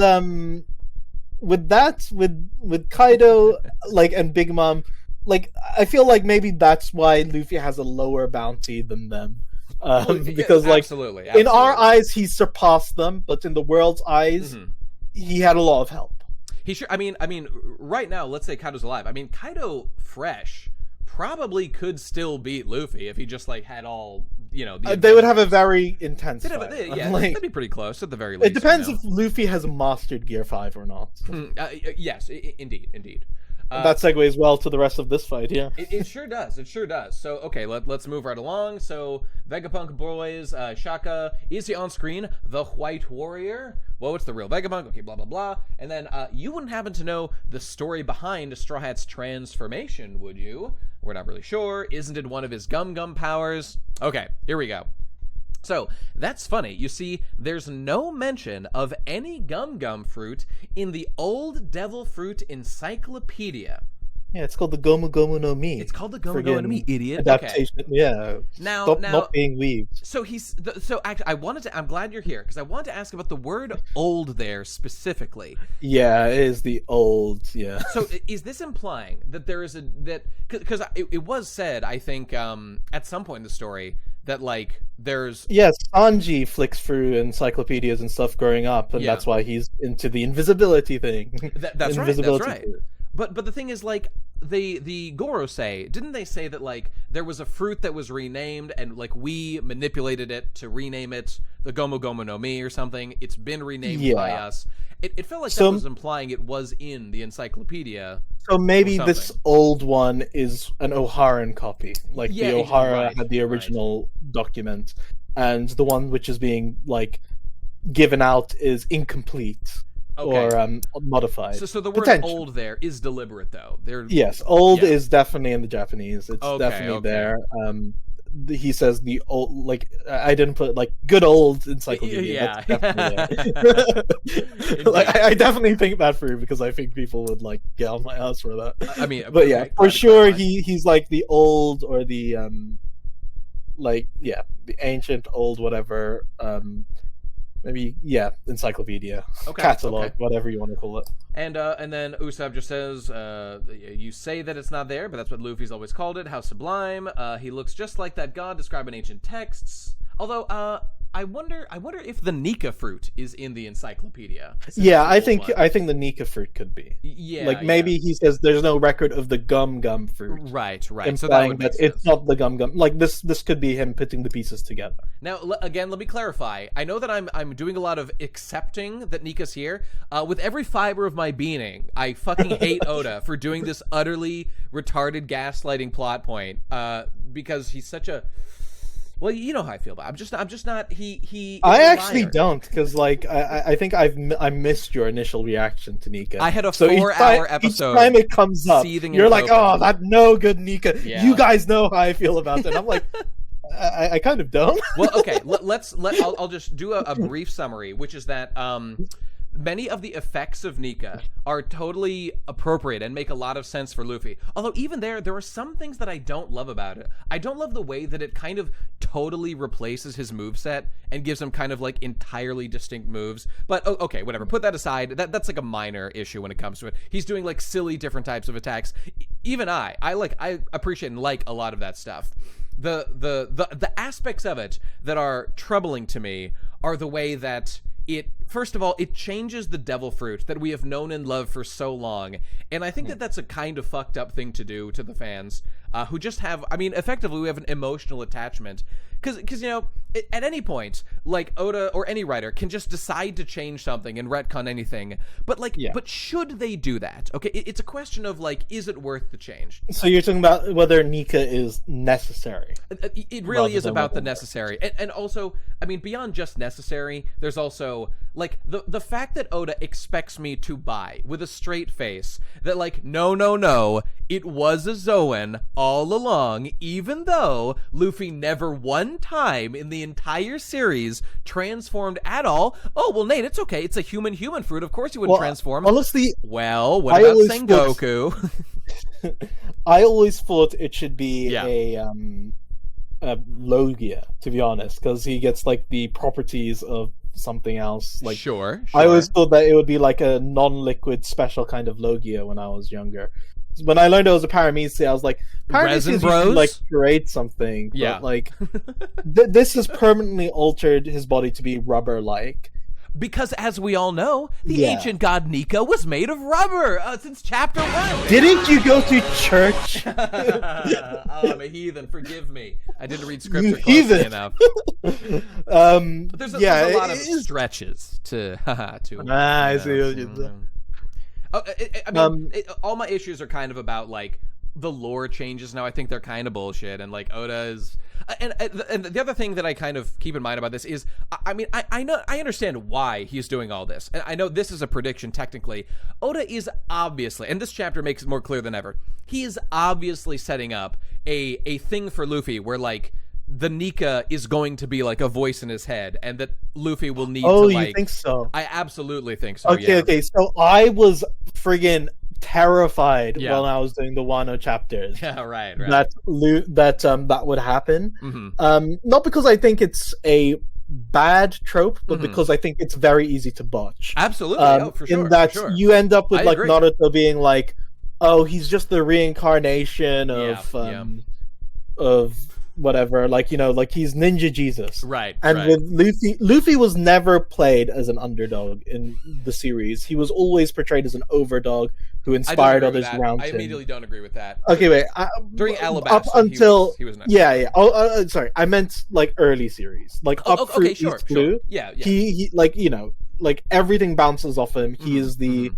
he's the rubber man. Like he bounces back from everything. He doesn't care. He takes everything in his stride, Sure. and he's seen as, you know, straight away. oh, it's like destiny's on his side. The wind is blowing this way, And you can lightning get away with some like, of that for a main character, Yeah. but not too much, or it gets, a little... yeah, but like the point is, like he was clearly like even when like Sanji, like in Logtown, he's like, was that divine intervention? Smoker Right, was yes. like, it's Obviously like the a heavens deliberate thing. themselves have plans for this boy. Yep. And even in Arabaster, right? Like the rain happens at just the right time. Was it Smoker? Was it coincidence? Was it just because he beat I Crocodile? mean, and it that's was helped it? basically luck that Luffy, like the water after he misses Crocodile, falls directly down. I mean, that's by crazy chance, basically. Basically, there is a lot of stuff Yes. on Luffy's side, to the point where I don't think he was ever like, the shunned person who no one ever thought would ever amount to anything. So Well- it's maybe a little easier to swallow for Luffy than it is for a character like Naruto. I mean, think. my mind just goes to moments like when Luffy climbed Drum Island Mountain, or Drum Mount, whatever, and like in that moment, it was not about being the chosen one. It was about, just his grit It's about and his gumption will. to save And- his navigator and his cook and stuff. And I mean, those were that's like one of my favorite moments. And which has nothing to Yeah. do with him being the chosen one. And so. I don't want to take away from Luffy like, oh, he is 100% the chosen one. Yeah. Because I think ultimately what Shanks saw in Luffy isn't that, oh, this kid ate the fruit, therefore I'm going to put everything on him. I think I actually kind of think had no that choice. I actually think that whatever Luffy said, like his personality, the thing which reminded him of Roger, yeah. happened probably before he ate the fruit that we never saw, or right I afterwards. agree. I And agree. like it's Luffy's character. Mhm. Because whenever we talk about Luffy, no one talks about his powers that makes him special. They talk about his magnetism, how people want to fight for him and be on his side. Mihawk says he's got the greatest power on this battlefield during Marineford. Yes, he does. Yes, he does. Because everyone starts rallying behind him, even though he's far weaker than everyone around him, because of his personality. Mhm. So I think, regardless of whether Luffy was born to be special or not, Mhm. you can say whatever. His personality is what makes people flock to him. His charisma. And in Road to Laugh Tale, we actually have an excerpt where Oda wrote next to him like the Nika transformation. Yep. Gets stronger the more he laughs. He didn't cross that out, but he did cross out this part where it's like draws people in with charisma. Yes. And he did crossed cross that it out. out. He did cross it Because out. Yep. I think he shifted that from being Nika's property to just being Luffy's innate characteristic. I don't think anyone else who ate the Gomu Gomu fruit would have been able to awaken and become Nika. I think it's the unique combination of the kind of person Luffy is. I wonder what you think about And this. the fruit. Well, I mean, I largely agree with that, but I've got another issue, which is, and it does tie into that a little bit. It's that the effect that introducing Nika into the story has driven many people totally schizo in the way that they read into like the events of the story. For example, a lot of people thinking, I mean, this is just like the biggest example. A lot of people now feel that the gears retroactively were always a manifestation of Nika powers, and they say things like, well, it never made sense how he did those things, but No, I that's say just that's 'cause just of not how true. Oda That's writes. crazy. That's I'm so I glad completely. that you I am on this. your side with this because Oh, my Luffy, man, yes. Luffy is like, okay, he probably got the idea for Gear Second, watching the train pump steam. No. He on got way the idea to... for Gear Second when he was fighting on that robot island, and that man squished him, and his legs got Oh squished. yes, Movie 5 or 7 or movie 7. yeah. The one with Robin and Nami's huge bouncing tits. Like he probably saw like the power of steam and whatever, and like thought, okay, if I pump my blood real fast, if I can do this, I can. Like Yeah, so, he something called like that. that. Okay, I'm calling this Gear Second. I'm shifting up a gear. And I'm doesn't it taking make you the fucking next mad, level. Feeso? That's Doesn't what it he's make thinking. you mad when people say, no, it was just Nika? It makes No. me No, mad. okay, It's but this taking is how the away from fans Luffy. interpret it, though. It doesn't affect my enjoyment. You're right, but the thing Do is, you know what I I mean? can't blame them because Oda has given them Yeah, pretty no strong information. reason to think that way. So It's like with Ashura, right? yeah. Where like we don't know what the hell Ashura is. Why did that happen? We still don't know. And I love that he even brought it back one time for us to be like, for the characters themselves to say, what the fuck is that, Zoro? What did he just do? I mean, pretty funny, honestly. But One Piece has a move. very weird mix between soft magic and hard magic. Yes, it does. Yes, it does. It's very interesting. Okay, so going back to the Nika voice in his head thing. Yeah, yeah. I've seen It's series coming, where I man. thought I'm that's telling you. executed okay. Yeah, And I've seen it series could, where in it's theory, be done executed okay. badly. Yeah. I wouldn't mind it if it was like. Can I mention the series vaguely, or would I be a spoiler? No, yeah, go for it, please. Okay, I wouldn't mind if it was done like My Hero Academia, where Sure. they're like, "Oh, so you're the next person to inherit One for All." Yeah, yeah. And you've got like they're not always in his head. They're not like, oh, they're reincarnations of him. They're just like their will was in that power, and it was passed to the next person in line, Yeah. who earned that power themselves, who didn't like Sure, just get sure. it gifted. If that is the case with Luffy, where like he starts to hear Nika's voice and gets some of his memories or something, Yeah. when he's like unconscious or something, and like it's like, wake up, whatever, you can't give up now or whatever, and we get like a pep talk, and it's like, oh, my will is inside the fruit, Mhm. but it doesn't make you special. It's just, Yeah. part of your power. I wouldn't mind that if it was like a Millennium Puzzle, like Yu-Gi-Oh kind of thing, where like, well, maybe not, because in Yu-Gi-Oh, I mean, the Pharaoh does everything for Well, you. that's kind but of like, true. The thing to watch out for is anything that fucks with like Luffy's agency as a character. yes, That's if what it's people are linked afraid to of, the I think. fruit and not Luffy, I think it's okay. I would Again, rather that it's just not a thing. I'd rather that okay, Luffy that- just but that's embodies kind of the point, it. though. Just to go back a step, it's like, but this is why, like, this could be done well, or Oda could could be write done anything awfully else for well. the story, and Exactly. we wouldn't need this giant weird retcon. And I remind you, Feeso, that Oda is making up all this lore about like headmate Zoans and shit, which is like, I mean, this very chapter he's talking about how like other Zoans like do take over. They the have a mind will people. of their own, but do they have a consciousness? That's the question we need to Don't know. answer. We'll find out more of that, I'm sure. But like, Oda made up the rule that only Zoans do this. He could have just said that Paramecius do it too, and then nothing would have needed to change. Why did he have to do it? I don't understand. And he expects me to buy this shit. Come on, Oda. Come on. It's so bizarre to me. Mythical zone, like maybe they operate different. I don't know. Dude, like honestly, Oda is there's no so way of knowing. obsessed. He loves sucking mythical Zoan cock so much that he needed to even, like, as of Wano, you know, like, when you look at the list of mythical Zoans, there was, like, Sengoku, Marco, that was, like, 500 chapters ago, and then Wano, Monk, human fruit model monk guy. Mythical Zoan, Oni, whatever his name is. What the fuck, Oda? Marcus is the myth. Wow, what amazing powers this guy has.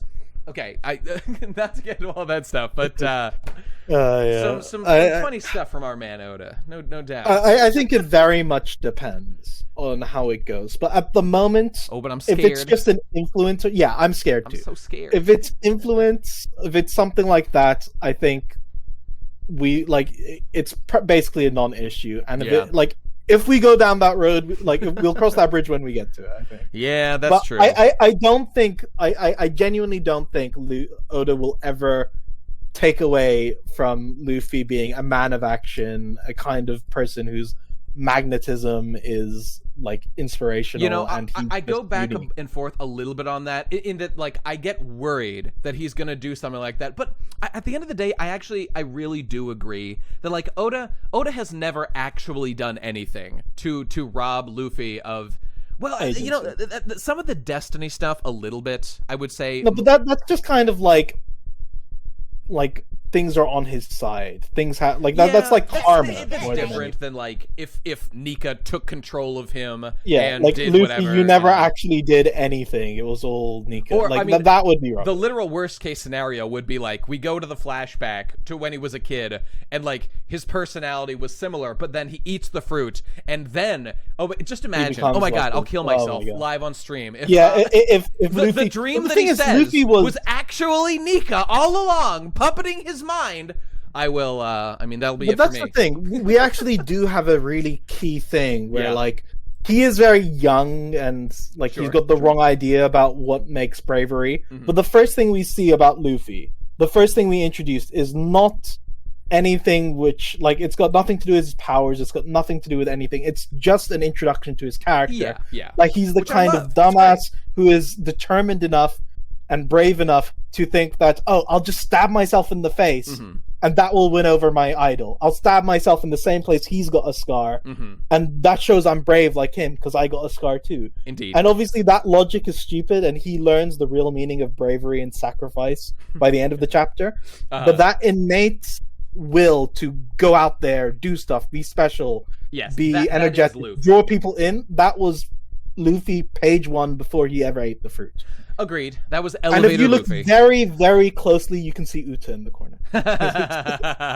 You pull out that magnifying glass, indeed. And there was just like a comment here or two I wanted to respond to.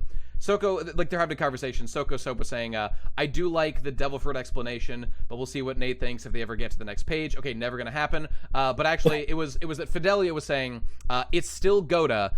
Being reminded of the retcon is the only problem this chapter for me. Okay, but that's a massive problem for a chapter to remind me that Nika exists. So we'll see if that tanks the whole chapter right there. And by the way, Reich has subscribed. Thank you, Baxter. Thank you, Baxter. Appreciate that. Okay. Okay, and you know what? So, okay, we're talking about Nika stuff here. The Warrior of Liberation, also known as the Sun God Nika, who brings a smile to everyone's lips. Okay. I just do want to bring up, though, like, the Nika, the ease with which Nika was activated here was pretty surprising. Isn't it, like, hard to awaken, Okay. you know? I was going to say this. I was Yeah. like, does Luffy have control over Nika? Okay, Or does obviously he Nika does. have This is the control first over time. Luffy? It's happening. Before this, I thought that okay, maybe he wasn't going to be in full control. Yeah. But no, it seems like Oda has like he's thrown the Super Saiyan like playbook out the window. He's not like okay, I'll start at Super Saiyan 1, then I'll go up to 2, and if I really feel like saving the Earth, I'll go to 3. Like no, he's like straight away, boom, gear 5. Okay, but I don't think Lucci like is actually a threat to like warrant Luffy going all the way out at the moment. Luffy just maybe. wants to be in this form. Well, that's like- true, but it's just it makes me think of and maybe Zoans are technically different, but like the way Kid and Law described using their Devil Fruit awakenings, it was like they would only do Permanent. that when but maybe that's because they were Paramecias, and so it is like a different kind of But situation. maybe also because like maybe Luffy actually needs to warm up and laugh about stuff in order to get power from Nika. I mean, he didn't seem like he was laughing before. Oh, also, when he fought Kaido, he sure wasn't laughing, Well, at the end, that yeah. time. I mean, as the time went on, sure. I don't know. I mean, I don't know what to make of it exactly. Do you think he's being serious about fighting Lucci here, or do you think he just thought, cool, Well- this is a good opportunity to test out my new powers? I mean, it's a little hard to tell because, like, Nika. I mean, for all this talk about like, Luffy not being mind controlled or anything, he literally can't stop laughing whether he wants to or not when he's in this mode. So there is some mind state altering going on when he goes Nika. It's like already. he's being giddy on helium or something. Maybe it's just something like that. But I don't know. I'm not really sure what to make of it exactly. But I will say though, the one thing that that like this does for me is make me be like, oh, are we never gonna see Gear 2nd or like 3rd or Yeah, even that would be 4th sad. again? That would be a shame. Because I really like those. Will we ever see Tank Man at all? Like, not God, I stuff? hope so. And this goes back to my point I brought up before that like one of the things about Gear 5 that I don't love is how it does like replace his entire moveset. And it's just one of the things about a shonen series that makes it really satisfying. And again, we haven't had like as much of this lately, but is like when a character learns a new move and then you get to see it in more places. And Nika doesn't really follow those rules, and it just kind of does its own thing each time, which again is sort of a strength. And maybe if I were to say this to Oda himself, he'd be like, look, it's been 1,000 chapters, okay, of like traditional shonen. Can't we switch it up a little bit now and like have him do, which be more wacky and honestly cartoony. I do kind of understand that point too. So I'm not sure I fully agree with the fighting style switch because Yeah. sure, he's flying around, he's doing stuff like manipulating the environment, But I do actually think it is a culmination of a lot of Luffy's more, like Luffy hasn't been like a like traditional like he's not Sanji. Like there's no like discipline to the way he fights. It's always been like he does whatever feels natural. He punches in whatever form feels natural. Like like Luffy doesn't have like iconic stances or something. Whoa, like yeah, that. gear second pose. Yeah, Excuse me. That's not a stance during a fight. Me though. and my friends used to do that pose in real life because it was so fucking cool. So, I Did you used to bite your arm and thumb when he does gear 3 and 4? I don't know if I did that. I just thought the gear. I mean, that one panel. Yeah, that is really Water cool. 7, or Eddie's lobby when he goes gear second was pretty. One which I love is where right after the time skip where he punches outwards and just his arm pumps Time for skip? gear second. Oh yeah, It's the first time he does it in gear thingy.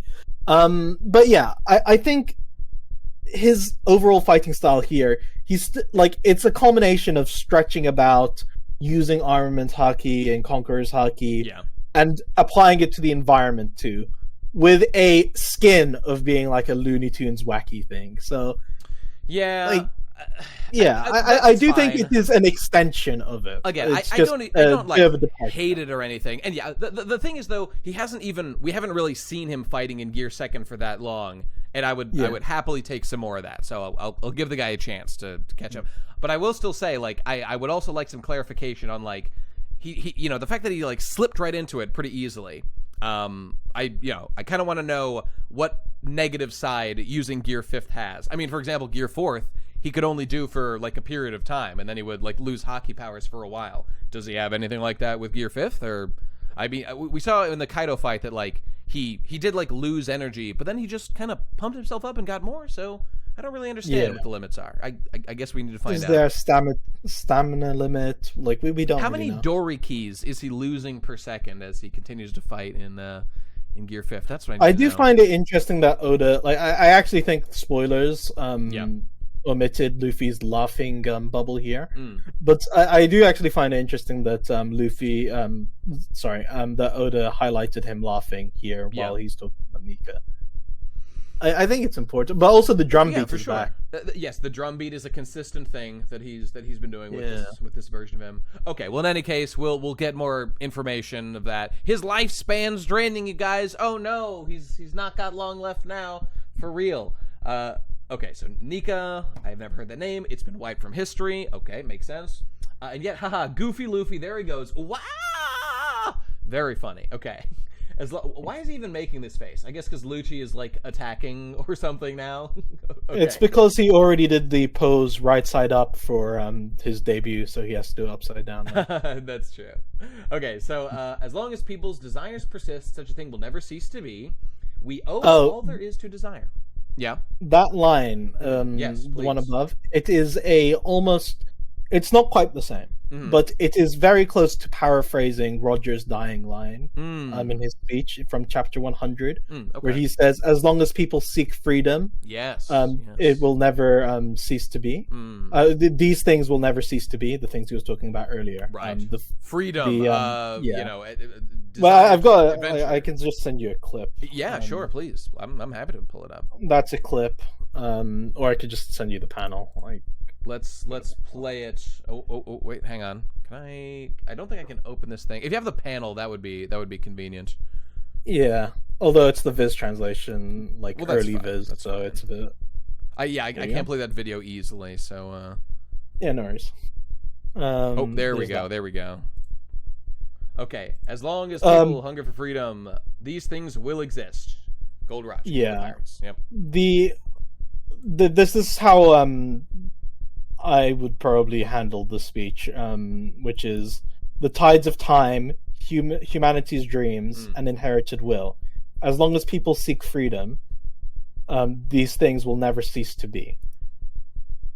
So what he says in the chapter is, like, it's not one for one, it is slightly different, but the structure of it, where, like, as long as people something, it will never cease to be, is the same. So I think that's pretty cool. That seems like a deliberate comparison being made. Yeah. Or a parallel. It's a neat parallel. It's like poetry. It rhymes. George Lucas. Cut to Oda.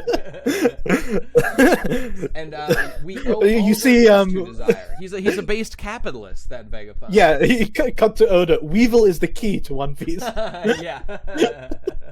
Well, Vegapunk here. Greed is good. We love it. Okay, so now let's get into this hot lore. Okay, here it comes.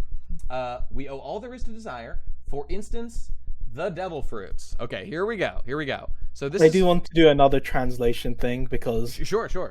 some people did actually point out that they would have went with wish instead of desire. Okay. For the translation here. The word which is actually used is like you could probably go either way. It's like desire is definitely like okay, what he says is nozomo rete, right? Yeah. Yeah, so you can probably pull it up and actually wait, I've I've got it right here. Okay, cool. Nozomarete kono yo ni umareru. Yes. Yeah, nozomarete, right? Which tends to be like to be desired, to be wanted. Yeah, I know that's the kanji wished for wish, so I'm with you so far. Yeah, or desire. Yeah, I mean, if we were going with wish, there are other ways of writing that. Like negai. Yep. Probably butchering the pronunciation, that's but right. Yeah. I think you would probably go with that if you wanted to be specifically about wishes. But the idea is wants, desires, wishes. Those are the things that bring these things into existence. Just to clarify on this, yeah, I mean, so this is I don't know the grammar that well, but I know this is a form of the verb nozomu, which is the first translation is to desire. So like, it's definitely not a mistranslation the way you guys handled it. Yeah. Not a mistranslation. I read from someone that they thought maybe desire has too much of a negative connotation. The reason why I went with desire over wish is mainly because I think capitalist and greed is good. Obviously, yeah. obviously, free market. No, I went with desire because I felt in English using the word wish would have heavy implications that might be a bit more subtle in Japanese. Yeah, but both those words have heavy implications in English. It's true. Yes, and I thought that desire was the more neutral of the two because if you say wishes bring about devil fruits, just flat out, most people will take that and think, oh, literally you wish and then a devil fruit appears. Right. And that's not clear at all from the Japanese. Indeed. Because what Vegapunk is waxing very poetically here, and he is talking about how like things are envisioned first, things are wanted before they are made, and he's talking about like that trait of humanity to always chase after like what they want.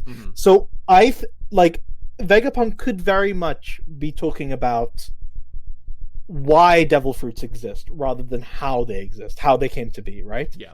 So if we take that as an assumption, maybe the wishing about it, maybe the desire behind each fruit didn't literally spawn a devil fruit out there. Maybe it's just the motivation for why they were made from some other means. We can't be sure. Okay.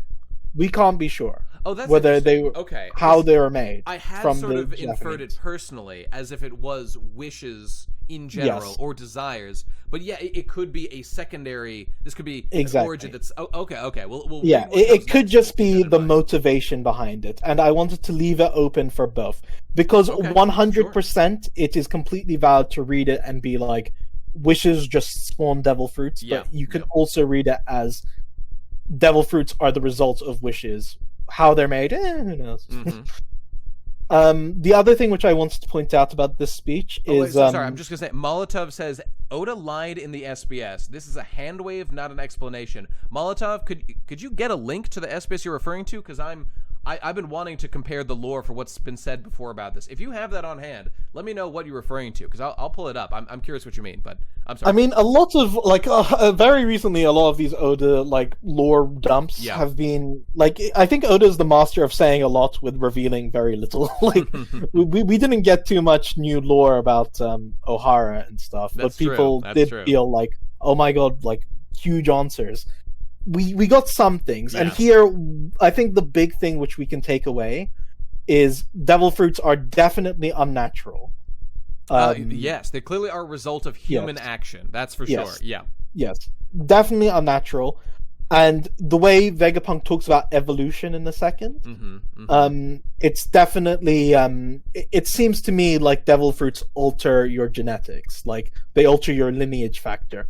Because even last chapter or the chapter before, Vegapunk talks about how he researched Kaido's lineage factor to recreate his devil fruit, right? Yep. So it seems to imply to me that the devil, like the two things we can take away is that all devil fruit powers are just like a possibility for evolution. Like if your genes were a bit different, it's like in X-Men where you've got the X gene, right? So the devil fruits tweak your genes to showcase a possible branch of evolution. Seems to be the case. Okay, well, hang But on. Well, let's. I get to don't that think in a we sec. get any more. Like we don't get the how. Like Yeah. more than like the why. So that's what I wanted to say about it. Well, sure, and we'll talk about more in in a sec. And I'm just responding to what that thing about this being a hand wave, not an explanation or something. Oh yes. That's the Moses here is saying the SBS he's referring to is just saying that Vegapunk will explain devil fruits. I mean, so there's a thing here that we'll get to it, but like Vegapunk says that this is his best guess. So it's true that this is not a concrete proof. I think that on the one hand, I'm gonna give Oda some time here. Like this is the very beginning of like a deeper explanation of like what devil fruits are, and I think that it's possible that this is Oda saying like this is it, this is all Vegapunk knows. But maybe we'll hear more, or maybe like he has more theories about the specifics that we'll hear in time.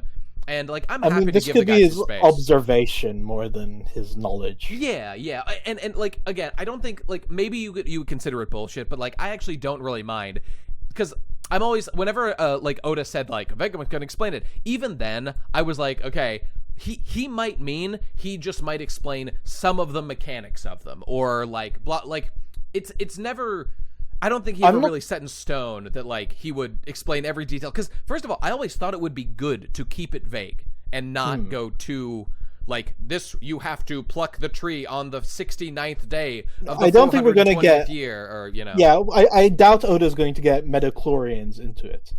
Like I feel like like he's going to explain oh, this is where it comes from, and this is why it's like that. But he's not going to explain in detail how a devil fruit works. Here, check it out. Molotov, I think, posted from the SBS itself. Let's see here. Okay, it says, Molotov's quoting here, I think, excuse me, may I pose a serious question to the typically vulgar SBS?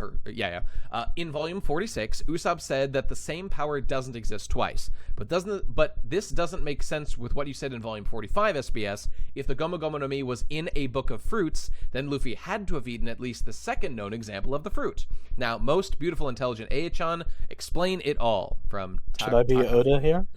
Sure, if you want to be Oda, go ahead. Yeah. Very sharp of you, but I'm cool. I haven't made any mistakes. I'm cool. no Hakta here. Yeah, I'm in fact being Goda right now. Yeah. As for him, let me rephrase. What Usopp is saying, the same powers don't exist at the same time. How's that? For more detail, you'll have to wait for a certain, this says professor, but doctor, to make his appearance in the story and explain exactly what devil fruits really are, eventually. I mean, he does this say is clearly exactly, translate, but yeah, it could be a little vague translation, you know. Yeah, I mean, like the Japanese could very well will explain what the deal is with devil fruits because that's typically how it's phrased. So maybe he never meant to like explain what they are, and maybe that's because like this translation as well goes with professor over doctor. Hey, Seb, okay, I see your thing here. Please, Nate, I would love if you would ask Teal about, aka Feeso here, about the Romance Dawn stuff. And there's a link here, and I clicked on that. I'll pull up the page here that you're linking here. Got a virus. I'm not sure exactly what the question is here. Like, ask him about the Romance Dawn stuff. You want to tell you what, Seb? If you want to like clarify exactly what the question is, we can come back to that. But yeah, I'll look for you in the chat. But we'll keep going a little bit here. So okay, so Delver stuff. We already talked about this a bit. Let's get through. I think he's talking about the illusion tree. Oh right. Okay, let's just read this real quickly. There's a famous Viz mistranslation where they have Luffy say, "I ate the gum gum fruit from the gum gum tree," Yeah, where he's fighting Mochi and in the buggy arc at the very beginning. This to me just reads like Oda has evolved and refined the idea regarding the illusion tree, because first of all, this is from Romance Dawn. This is not. this canon, is Romance so... Dawn version 2. Yeah, To be precise. Which is the version less like One Piece, because it's also the version with Garp flat out Pirate. magic. Yeah, that's it, You've got the main antagonist who like rides around on a broomstick and stuff. Yep. I feel like Oda probably simplified it and decided, okay, we're just gonna we're gonna cut out magic. I don't need 3 magic systems if Haki was a thing back then. And Seb, you're specifically bringing up, like, it's called a dream fruit and an illusion tree. And okay, the thing about the dream fruit thing. So the dream, again, you would have to analyze the Japanese to know for sure. The way it's written, dream could easily just be like a qualifier that isn't a technical term or anything like that. And in fact, this I is would a strongly dream lean fruit. that way. Yeah.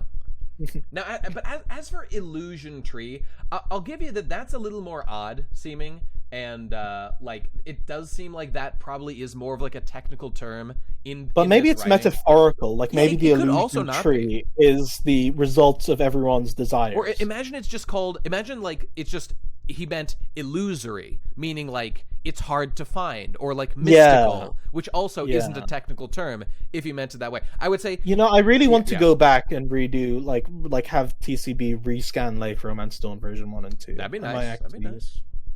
I might actually do that. I mean, that would be great, and we could talk about the translation here. Next time. Next time. Yeah, that'd be cool. Cliffhanger. So, personally, I have seen people talking about this in light of what we find out this chapter on these panels. Yeah. I personally don't go for that. These are particularly like important like clarifications.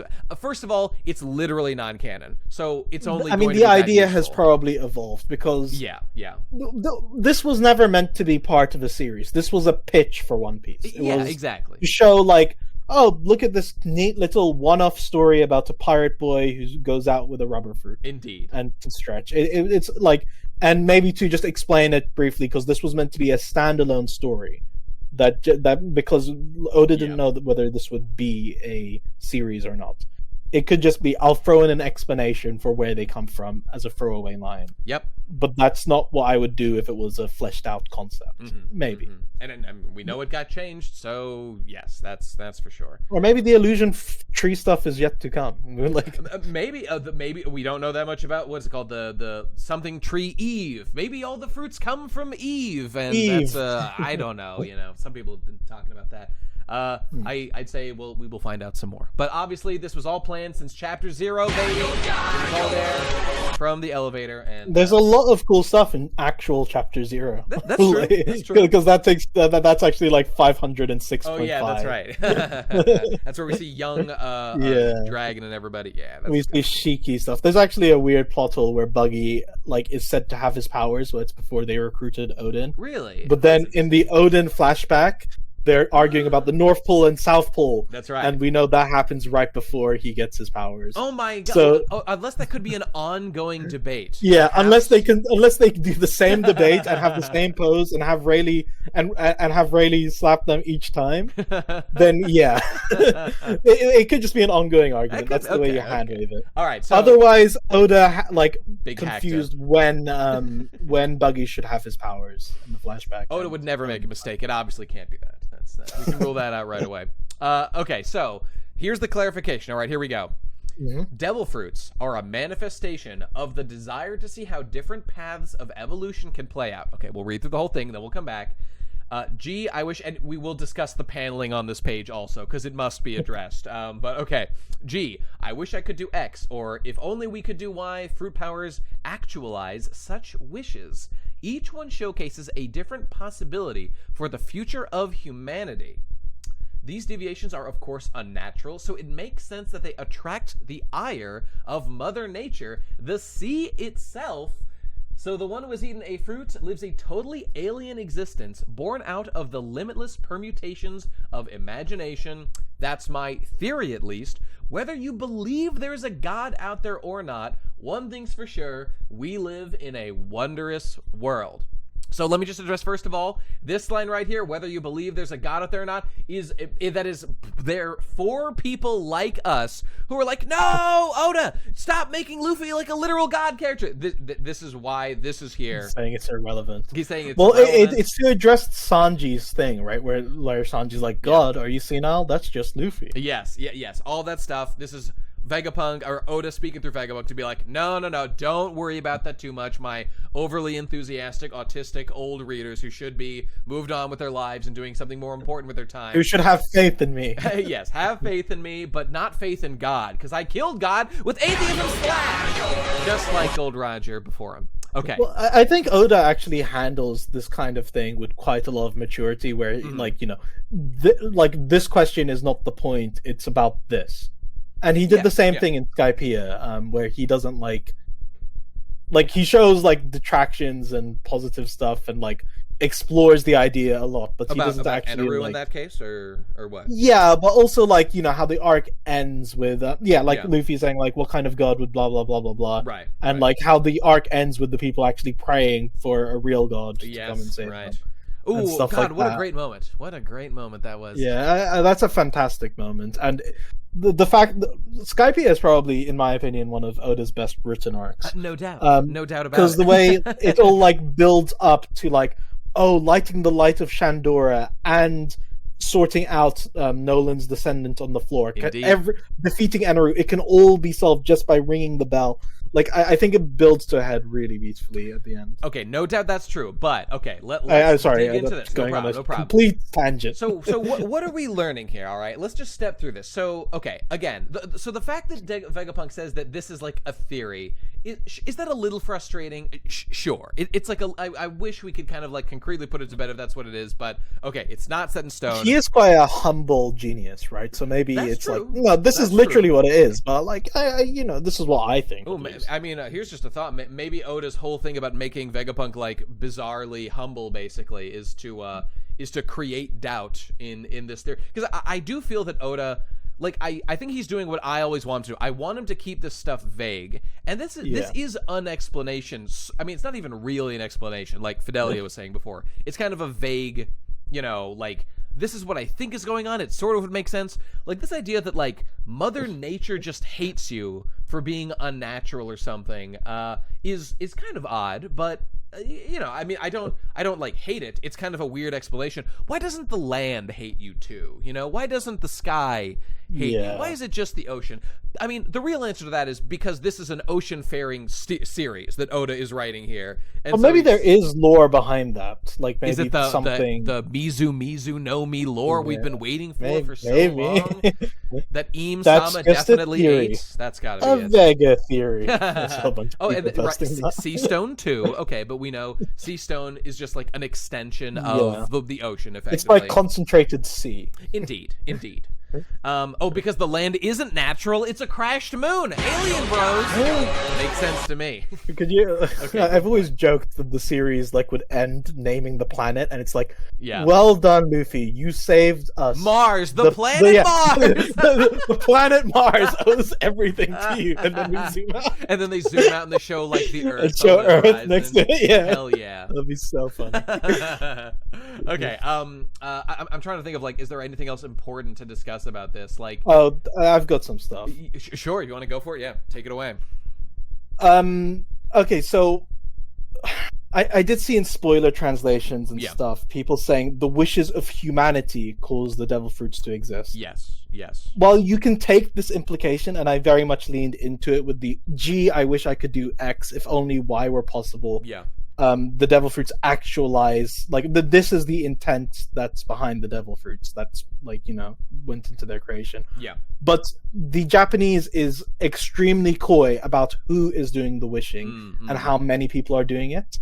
It just says Dareka. Like, Dareka meaning someone. Yeah, that's what Dareka means. Somebody, right? Yeah. So, that's all it says. Like, humanity doing the wishing itself doesn't play into it at all. The only time humans are mentioned is when he's talking about human evolution. Holy shit, I can like read all of this Japanese because I'm a genius. Holy shit. Okay, I'm sorry, but continue, please. Oh, good. You can back me off here. I've been learning. Yeah, I can. Should I give you a moment to read it? Oh no! I'm sorry. I was just yes. What you said is accurate. Yes, he's saying daraka meaning someone's ga like nozonde or nozonda wished, like the wishes of someone for humanity's evolution. Like are the possibility. Yeah, he says Hito no Shika, Hito no Shinka. Yes, for meaning evolution. Yeah. He doesn't like. I put humanity. The only time I use humanity in this speech is in that line where humanity is undeniably said. Sure. Other times he uses like Jinrui. There it is. somebody. Like it's just somebody, and it's not clear if it's one person or multiple. Right. Like for all we know, one individual had the idea for all these devil fruits and made them out of his wishes for wouldn't it be cool if X or Y, or it could be the cumulative wishing together of multiple people or their shared efforts. Right. I tried to leave the door open for both interpretations. Okay. Yeah, that I mean, yeah, we talked about that a bit before, but like I had just assumed, kind of based on my reading of, of your translation as well, that like he was kind of getting at it being humanity's collective unconscious spawned this power somehow, but not necessarily. You're being very cautious with it, which is appropriate for delicate moments like this. I'm trying to be responsible with it, but I do think that is the implication. Like, if I were to bet, I would say 90%. I'm sure that somebody here is in the general sense. Like, somebody wished for that. Not like somebody wished for that. Like, do you know what I mean? Like, I think it's definitely meant to be more the general somebody, but you can't be sure. It could be a specific individual he's alluding to. Well, okay, but let's now take a moment and address this whole thing of like, so the theory being that like specific evolutionary branches that humanity could go down are manifested through some power in specific devil fruits. Okay, so that means like there was somebody who was thinking about being sand. There was somebody who was thinking about being lightning. There was a guy who like fell apart and bada bada, like Buggy does. And there's someone who wanted to be human. And there's someone who wanted to be a normal, average guy, and a reindeer happened to eat it. And most importantly, or maybe animals wished for it. Okay, that's true. Okay, he says mankind, but maybe animals did too. I don't know. Yeah. But most importantly, okay, my man. The most important devil fruit in the entire series. You know what it is, everybody. I'm talking about the Funky Brothers, the Jacket Man. There was a man out there who had a dream to be a jacket, to be worn by others and give them his power. And that man got his wish 1 year later. I mean, just look. I admit it. It was me. It was you. It was Feeso I want all to be along. A jacket. I'm not actually Feeso. I'm really no sir wearing a Feeso coat. Oh my god! It makes sense. It makes too much sense. Well, maybe okay. I did see a comment which was pretty sad. Yeah. Maybe someone will really wanted to warm up their family and wish they could be a jacket for them. Oh, I would. Why would you wish? Maybe make a fruit to like spawn jackets. Do you have to be the jacket yourself? Maybe they're just stupid. Oh no, my family is like mildly chilly on this walk we're taking right now. Like I know we're only like a mile away from home, but like they need to be like 5 degrees warmer right now. If only I had the power to do something for them. I could see that. It's true. The Kinemon fruit creates clothes by itself. That's just kind of an upgraded version. Okay, anyway, I got my joke out of my system about the jacket fruit. My favorite devil fruit by far. Go on. Just going back, the line where it says different paths of evolution can play out. Yeah. I omitted human from that part, even though it says Hito, because Hito is used for person. Like it's used for any kind of person, including fishmen and other things. And I didn't want to specify, they only altered the genetic evolution of humans. And I mean, again, we have seen non-humans eat devil fruit, so clearly... Exactly. So I was trying to be responsible with that and just put evolution, because in Japanese you always go, you pretty often go with Hito, like Hito no Shinka, like for it, like Shinka. Whereas like in English it's more acceptable to just like shorten it to evolution, because we understand who's evolving via context in English. Okay. That makes sense. But the part where I included humanity was the very last part on the right here, where he says my pronunciation's bad. I'll just send it. Jinri. Yes, that's Mankind. it. God, Yeah. tongue twister. Jinri. That's a hard one for me, yeah, mankind. I went with humanity because, the characterization of humanity, because that's another valid way of looking at it. Like what makes a human, the characteristics of a human, rather than the race itself, because it could be either. So yeah, that's why I just want to specify. That's why I chose to put humanity in that bubble, and leave it out of the evolution bubble, because it's people more than humans. Yeah, I gotcha. It's like, you're a Star Trek guy, right? Absolutely. Yeah, okay. It's like in Star Trek 6. Spock, you know what? Everybody's human. I find that insulting. Indeed. Well put. Okay, now. So we've kind of covered all the lore here, because through whatever means that kind of have not been totally clarified, the devil fruits were generated somehow by someone's desire in some way to evolve, whether multiple or not, or whether it was like not natural, but like through some process humanity didn't like specifically control, or was it some sort of like magical thing? I mean, we just don't really know yet. And the ocean sees this and cries hacked. Yeah, the ocean cries big hacked on all this since chapter 1, and it considers them like outside the bounds of what nature should be or something. Okay, fascinating. Okay, and so we've covered the lore here. We now must discuss the paneling of this page and how horrendous it is. Well, it is actually, truly hideous. I do have a counter. How can you say it's bad when it's literally recreating this? Oh, back when he was Yoda. Okay. Let me pull it up. It's like that's just miniaturized. He like ripped off the Ennie's lobby clash between Luffy and Lucci. It's right. exact. Well, I'll show you how it's hacked, because I have a counter image prepared about this very thing. Your trap card. Where did I put it? Is it? Oh no, it's in my other window. One sec. Nani? How can he have a trap card? It's this one right here. Look at the quality of art, and wow, he's really improved his art over time. Just take a moment. Yeah. Okay, look at the line art, one versus the other. That's right, you've been debunked. Hacked ripped off Goda. It's true. Oh, maybe it would look a little better when the official version. Get the fuck out of here with the. Okay, all right. Okay. I will Togashi? say some of the line art is a little thicker in scanlations. Like, obviously, we do our best. But full disclosure, some of the line art has to be a bit thicker when we're cleaning You're right. it. The only difference I can see between these two is that the lines are thicker. That's yes. about That's the only. It's. Okay, I will take the bullet for Oda. It's TCB's fault. Okay. To be fair, to be totally fair, yes, the lines are thicker. These panels are a bit smaller than the ones on this is one. This is being sandwiched between exposition here. They're serving different purposes. However, though, I mean, it's also reasonable to bring up, like, Oda, did you really need to cram in like so many fucking panels around like the edges like this?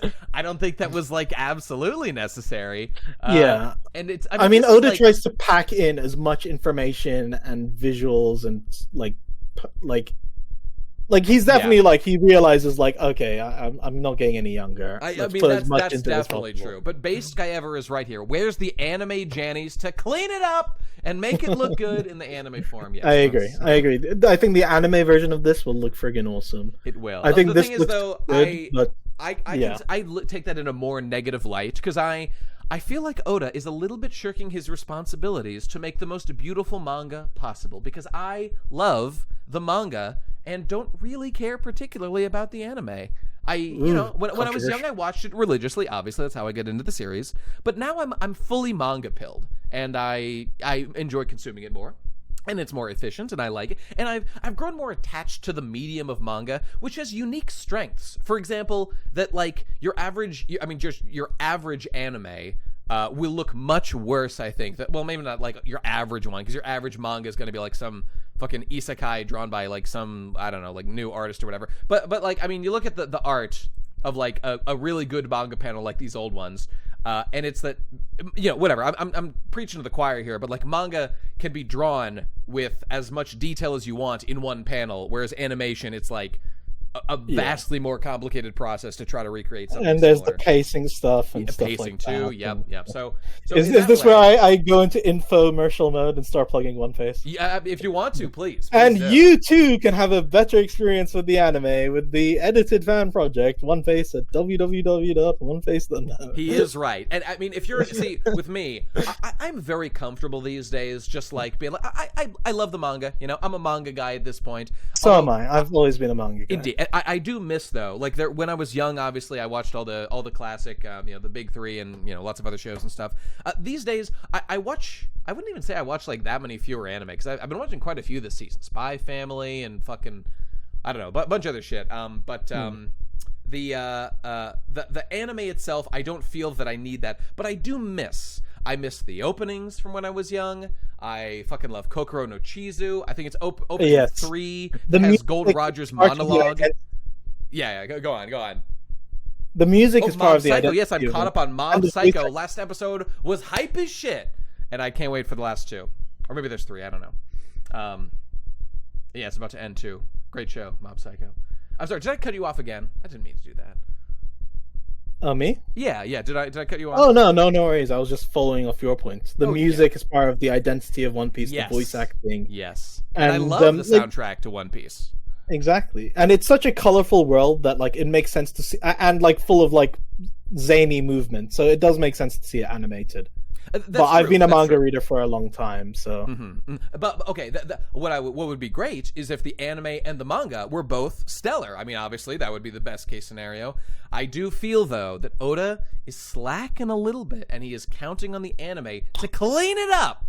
And I don't know, man. Like I've been saying for a little while As long as now, it gets done, though, right?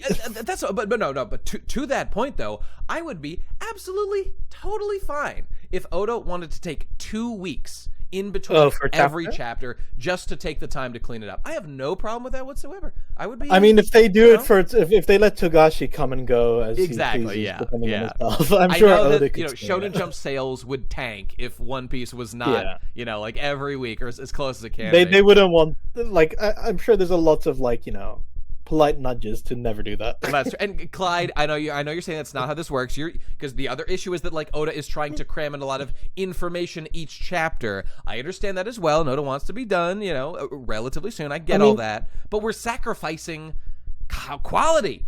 To be fair, like Oda, like he wants to put so much in that he has to cut pages. Like we saw in Road to Laugh Tale, there's pages which he put in for the backstories of Izo and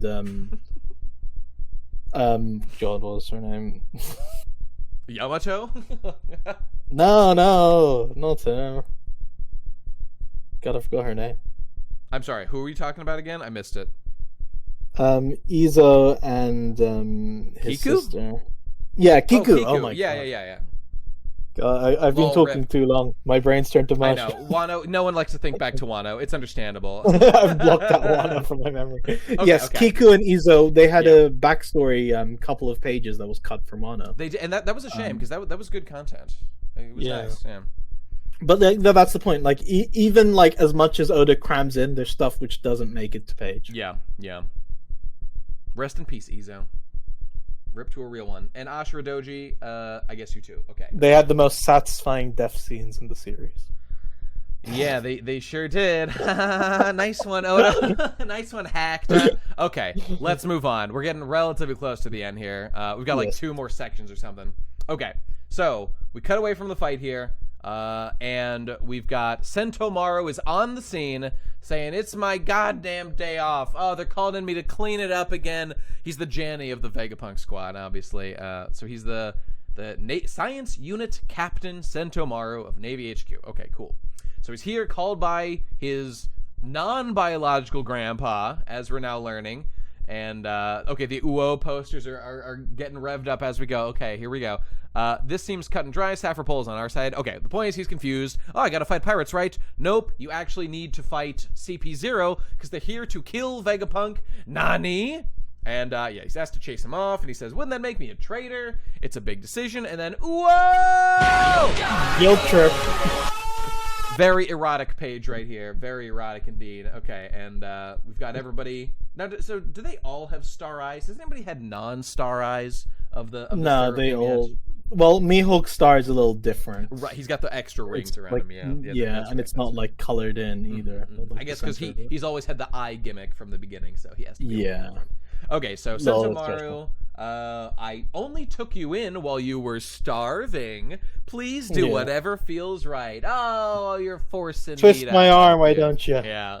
This is how he got me to be on the stream, by the way. No, I'm joking. Yeah, twisted his arm. I sent death threats. I sent bombs, and all these sorts of things. Other way around. I guess so. Okay, so it looks like we're basically confirming. So they're not like biologically related. All those like Gramps lines, the Yeah, Japanese he language calls is him a- old man Vegapunk. Yeah. So okay, and good question. Based, does anybody like Sentomaru? I mean, he hasn't done one single thing that was like impressive, except that one time that he did block Luffy at the very beginning. That was like he was fine as sort of like an introduction to armament hockey at the very beginning. He served that purpose. Even though also like Luffy got his like real tutorial shortly afterward with the He's just the pacifista guy, right? he's pretty much just the pass. I mean, he's the Vegapunk liaison for like the Marines basically. He's like their connection to him. He hasn't really done anything particularly cool. Oh, that's a good point, Fidelio. He reminds me of Yajirobe. Yeah. I get that. Yajirobe He actually also is very similar, yeah. Yajirobe did do a couple of cool things once in a while. He cut off the tail of what was that, Vegeta when he was going Yes. sicko mode. Yeah, that was pretty cool. Yajirobe, damn, that was a great moment in manga history. And maybe this guy will do something similar with his big axe one day. We'll find out. Top 10 Yajirobe moments. That would be nice. Okay, so this will be tricky. He's got 3 Seraphim. Okay, so they're squaring off against each other. It is what it is. S-Bear, take him out. And then, no, don't use that Kaku because we're going to die, says Stussy. And then Sentomaru says, S-Bear, get rid of the suits, attack them. Oh, fiddlesticks, I forgot that his orders trump the authority chip that we have. So clearly Sentomaru, through whatever means, Vegapunk programming or whatever, the Seraphim follow him above CP9, or people who hold this authority chip. So, okay, which we have not seen, but there it is. Yeah. I do want to know. I go with stuff like fiddlesticks and stuff because He talks like an old man, right? Kaku. Yeah, Kaku speaks like an old man. Here he just says like a usual like damn it. But yeah. We've got a lot more expletives in English, and this is a opportunity for characterization and to express their dialogue quirks. Because that's a lot harder to do in English. We basically just have to do it with vocabulary and expletives. Yeah, so makes sense. Little editorial unique flair opportunity. Yeah, to make sure that he sounds like an old man, like when he's talking. So. Yeah, that's cool. And he says, for those wondering, he says, "Soka shimatta," which means like "darn it" is how it's commonly translated, or Yes, "damn it," or yes. there's many ways to say it in English. Maybe I should have gone with like dag nabbit. That's not bad. Like, writing for Kaku is a lot of fun. I'll say that. Yeah, like I have a lot of fun coming up with like very old timey ways of saying certain things.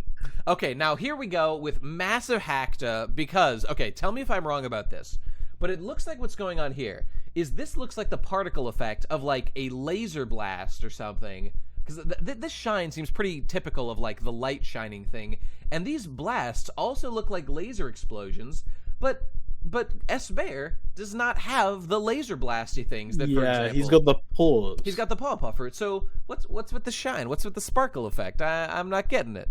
Maybe in his closed arm, he's got the. At his other hand, he's got. Well, that would be strange because Vegapunk we know has paws on both his hands, and we gotta call. Maybe it it's just the hackta. arm slapping. Maybe the arm's just slapping, and Well, my only confusion is, I mean, obviously we've seen that Vegapunk or not Vegapunk, Kuma can like with the paw fruit, he can make like air blasts. He can make all kinds of interesting, unique attacks with his pushing abilities. But it's pretty clearly seems to be like a sparkle effect, and we know that like obviously the pacifista type guys are like linked with like laser blasts from Kizaru. Oh, you know what? Now that I'm thinking about it, I'll be very excited when Kizaru gets here, and we can maybe get some like dialogue about like how he does laser blasts and they do laser blasts, and he could be like, "Hey, look, they're using my powers." I just think that would be fun.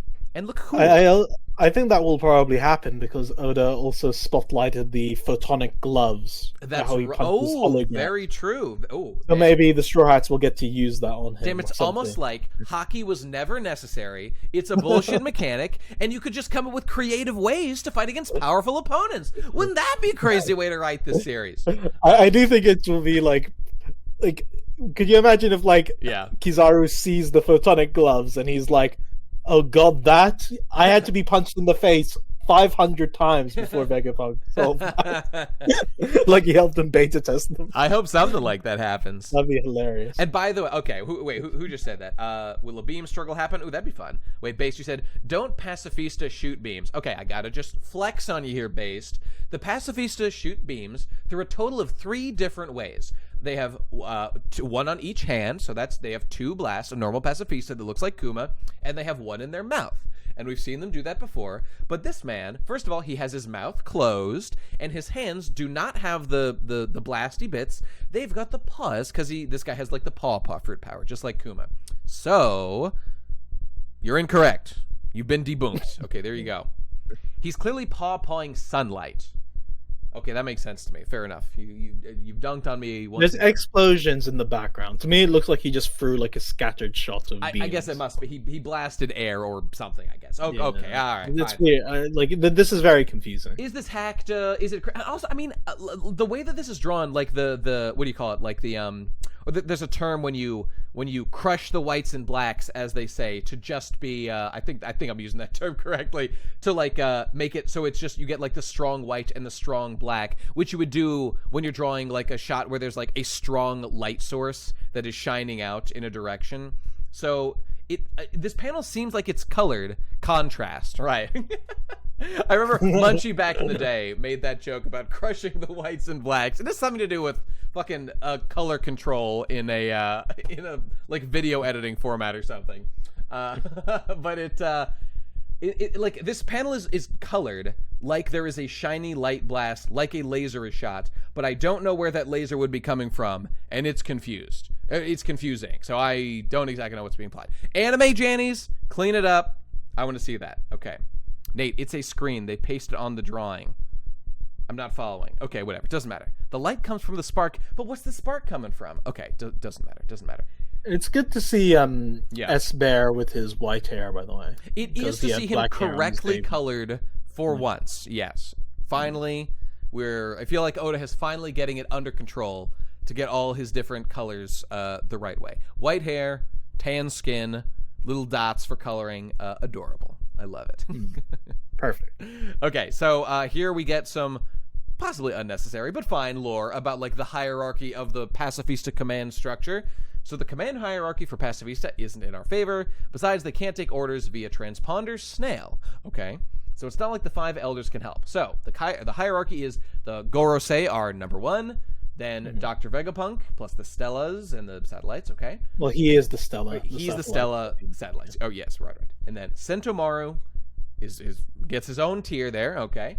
And then anyone with an authority chip that looks like this, which is an interesting looking thing here. It kind of reminds me of like Law's like heart removal It's power. got like zaps next to it, so like is it signaling the Pacifistas? I'm wondering if like they're programmed or if like Luffy can just steal it and take command of them. That's a good question, because obviously that could be plot relevant if there's like a bargaining chip up for grabs like that. If you can take control of it, I don't know. I guess we'll see.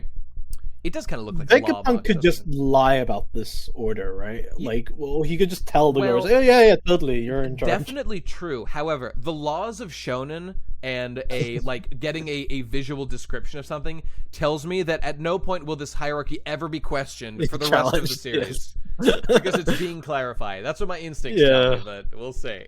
The arc ends with the Gorosei finally getting up off their ass and coming and ordering this air. Indeed. Okay, so come to think of it, destroying one of these gizmos would be a big loss for the government, says Kaku. Would it kill you to look before you leap, Lucci? Okay, so obviously, yes, the Pacifista are powerful, things for the government, so they don't want to mess with them too much. Gomu Mole Pistol, he says, doing his goofy Paramecia-esque punch through the ground attack on Lucci. Okay, nicely done. He Seemingly named after Katakuri's weapon, by the way. Oh, interesting. Mogura. Yeah, Mogura. and it kind of Mogura. looks like the way he stretched the mirror world while they're fighting. That's true. That's true. Oh, isn't that interesting? It's so Okay, sweet. that's pretty cool. It's just a theory. It could maybe it's got nothing to do. I with mean, he Katsugumi. definitely called it the same name as the Yeah. name of the spear, and it is a little visually similar. But also, he is just doing a thing that a mole would do. So Yes, burrowing underground. So yeah, who knows? Who knows? They're boyfriends and they're dating. That's what I choose to think. I ship it. Okay, so let's move S Snake, lead the Straw Hats to the vacuum rocket and see them safely through the Frontier Dome. S Hawk and S Shark suppress CP0. Okay, cool. And then Jinbei, noticing a small, interesting-looking child here, says, "Chopper, what the hell is that?" I think they're my clone. They look like ex-warlords. Don't tell me they cloned us. Indeed, they do. So this is good. Jinbei has noted his clone being over there. That's pretty cool. His son, as Usopp said. Yeah, that's right. That's right. I Jinbei do is want to note, you see that panel where it says S Hawk, S Shark. Yeah. I think S Hawk and S Shark were in the same bubble in the Japanese version. Oh, let's find out. I think I moved over S Shark because I like the composition more of S Hawk and then S Shark being on each panel. I mean, it looks like. I mean, Maybe I'm S wrong. Hawk is here, and then S Shark is over here. So it's not. Oh, bad, okay. No, I'm wrong. Yeah. I did it just. Never mind. I did it on the Japanese. Okay. but no matter. Never mind. And I thought because sometimes I get questions like, "Oh, you move dialogue from one bubble to the next, Right, or right. you flip the bubbles." And the reason I do that is either for balancing purposes to Yep, make sure it yep. looks nice on the page and is easy to read, Mhm, or just because in English we've got a different sentence structure. mhm. It's subject, object, verb in Japanese, where in English it's subject, verb, object. And Right, right. that results in many Japanese sentences when translated out directly without any thought. Mhm. They kind of sound like Yoda speak, like what you're saying. Right, something. right. I went into this much more depth in our interview. on your That's true. channel. Hey, go listen to the 2-piece series interviews. We talk at length about all these things. Okay, and But yeah, I just wanted to note that. The other thing Yeah, is, one of our translators was sweating about those brown guys. Okay, now here comes Jinbei. All right, being like getting a little high in his horse, and suddenly Jinbei's like, "Those brown guys, am I right?" Yikes, Jinbei, not a good look. Very cringe. I disavow immediately. You hate to see it. You hate to see a man forgetting where he came from. Come on, Jinbei, that's all we got, baby. We gotta stick together. His raw translation was those brown people. Let's take a look. Let's take a look, shall we? Here we go. And I saw spoilers where it shows like those brown-skinned fellows and stuff like that, which is even worse.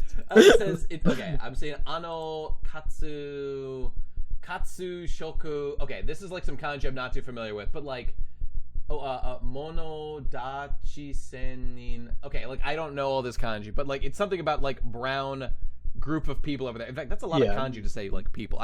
Maybe this means something a little more specific than what I think.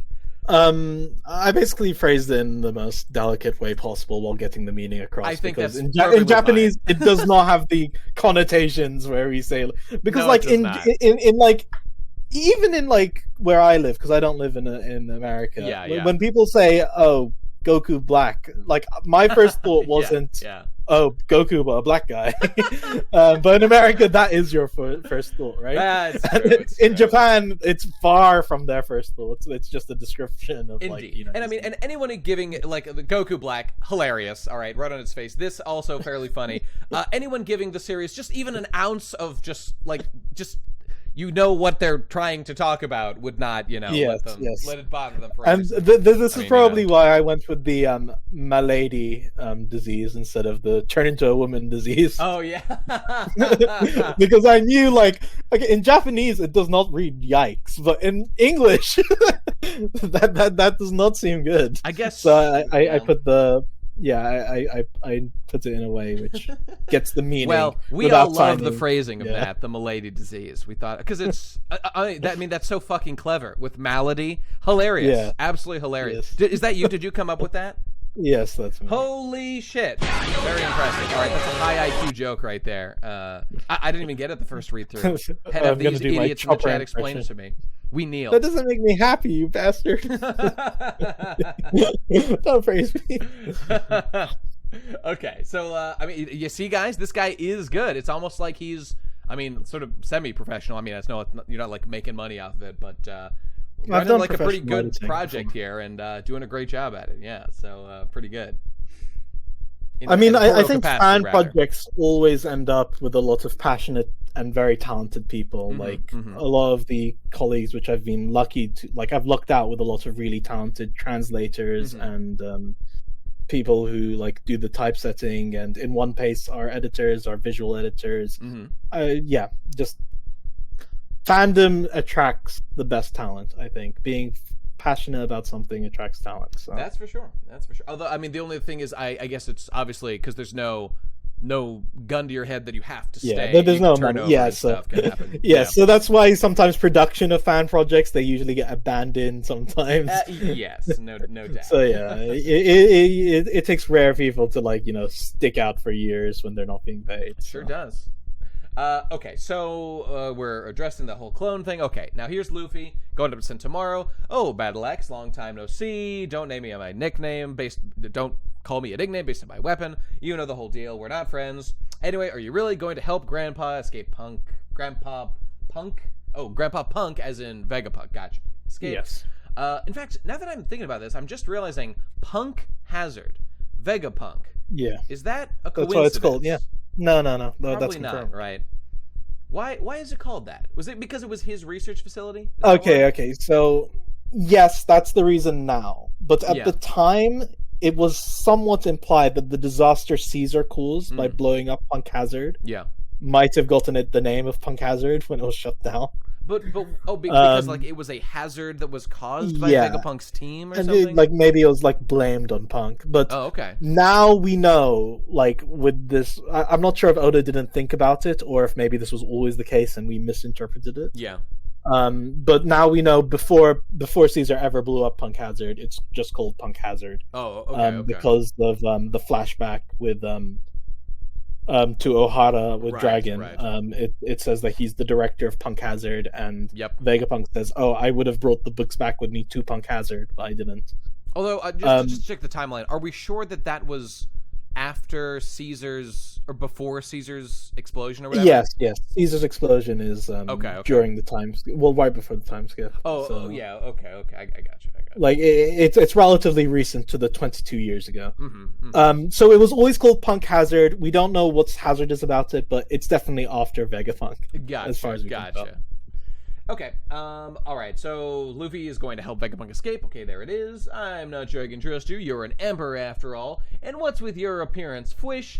Handgun. Here come Big Dick is back in town, and he slice and dices Sentomaru immediately. Okay, let's The just finish Japanese here. for this is Shugon. Shugon, I've got it right over here. Yeah, and now we will have a massive debate because I like Shugon better than Handgun because Handgun sounds lame and Shugon sounds cool. And I like the translator note on this one.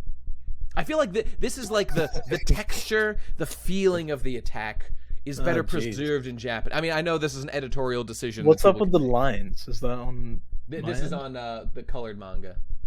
Okay. I guess they've got dots. And That's stuff being on it. cleaned a bit weird. Oh, yeah, it sure has. Sorry, I just thought like maybe my screen was messing up. No problem.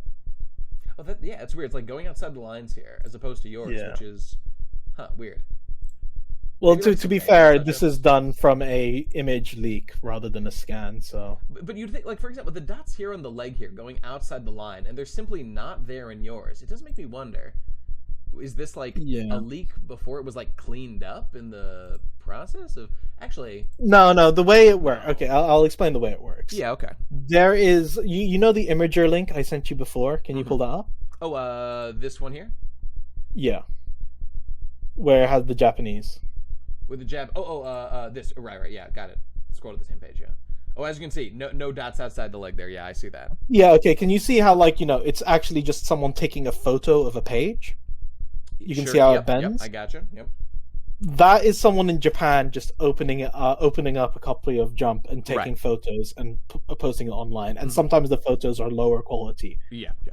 What these early spoilers are doing is that they're taking these photos and trying to clean them.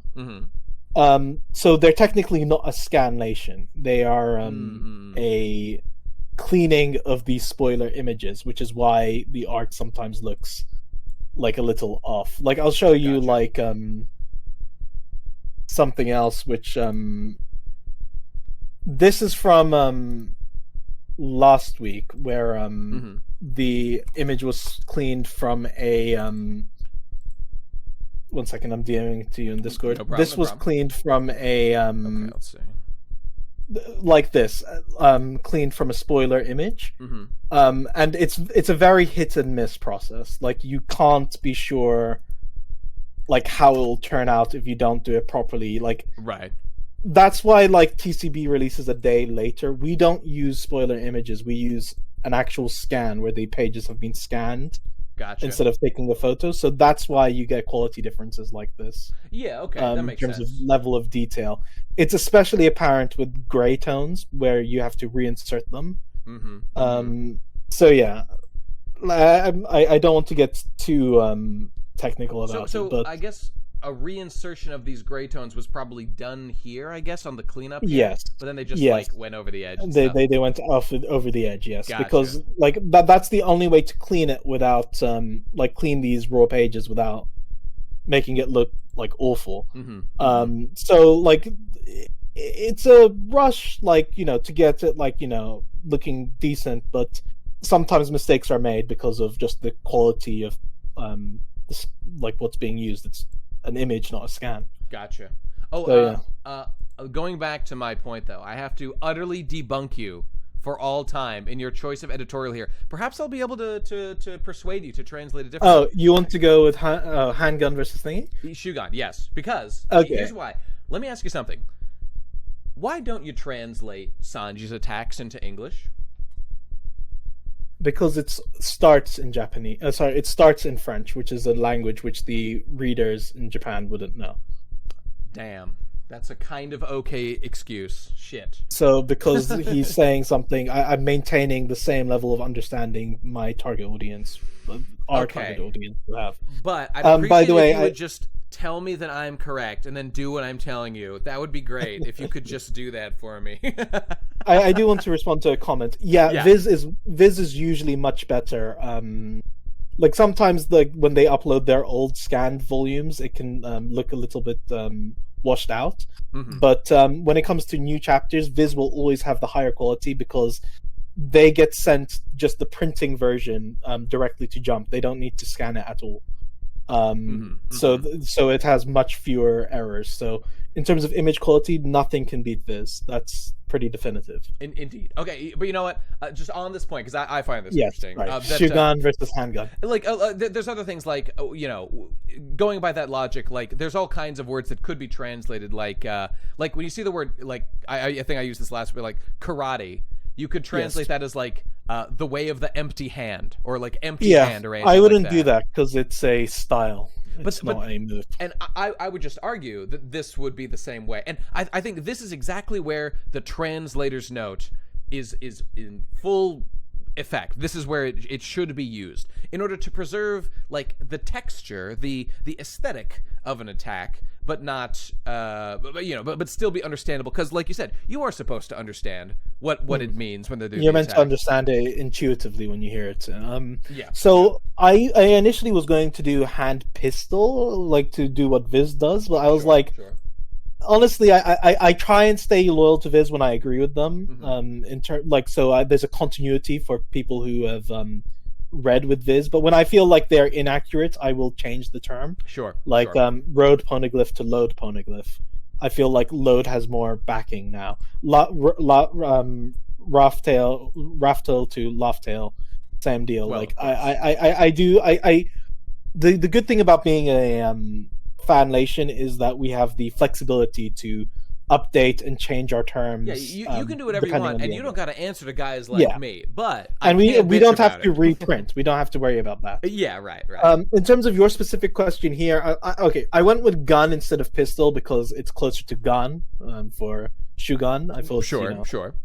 That sounds better. I think it's most important to preserve the meaning of. So I in the interview with you, I sent you my translation standards. Yes, you did. Yeah, that was in the interview. Yeah. Yes, and I have certain rules when working on series, which I usually stick to. It might depend on the setting of the series, but given names, they should never be translated. Group names like Yonko, Shichibukai, they should be translated.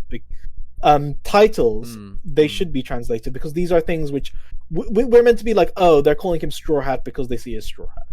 Nicknames like Marimo for Zoro, translated to Mosshead because it's more intuitive. It's more funny. I would translate that one for sure. Yeah. Exactly. So these are why you don't translate given names, you don't but you do translate out group names, nicknames, titles. For locations, my policy is you adapt the kana. So if you have kana and it's meant to be a English word, you help Whole-cake Island to Whole-cake Island. Yeah. Or if you've got kana with Wano's harmony, then okay, you go with Wano. You go with the hiragana. If you have no kana, it's just the kanji, then you translate it out to whatever it would be equivalent in English. Sure. And for moves, sorry, long story. No problem. Moves, I tend, if it's style, like you say, I don't translate out 3-stored style. I will sometimes put the first time it's mentioned, it'll be Santoryu, and then that's the 3-sword style, and then I'll leave that in Japanese. Yeah. Because I see that as a style. But when it comes to the move names, I think those are meant to be immediately understood. And also, I come from a background of doing subtitles, and usually, no matter what I put, the character is always going to be saying the Japanese name of the move anyway, so I don't really need to worry. But it's a different medium. Yeah, so in manga, I just feel like it's important to make sure that the audience... Because, I can't just write for the mega One Piece fan. I have to assume that new readers are coming in all the time, and they might not be familiar with all of the names of the 6 powers. Even I've been a fan of One Piece for 12 most of my life, right? Literally most of my life. And I couldn't tell you some of the 6 powers. Okay, let's go through them right now. Okay, Tekkai, Shigan. Well, I know you can't because there's No, you're gonna say I'm gonna forget Kamiye. Hell no, I don't forget Kamiye. I remember Kamiye, the weird paper one they never used. You actually did forget one. It was that one, I think, the weird paper flittering around one. What did I? Wait, let me just finish. Tekkai, Geppo, oh god, Shigan, Kamiye. I didn't do the Rankyaku, and there's one more. What is it? What's the other one? I can't remember. Okay, can you remember? Can we just acknowledge that not every fan is going to be as knowledgeable as us, and even we're struggling with it. They should be crushed. They should be driven from the fandom screaming. They should not be tolerated. I know you said, make them look it up, and I do agree to that to an extent. I make them look it up if it's a reference. Well, a translator's note the first time it appears. That to me seems like the best. Someone else made a comment here that I think was correct, which was that as I said at the beginning, it was Soru. Yes, it was Soru, the teleportation kick move. Yes, that's what I forgot. Okay, thank you. Well, I was just gonna say that the thing is that this is something that no matter what we do in English, no matter which concern that we prioritize the most, something's going to be lost.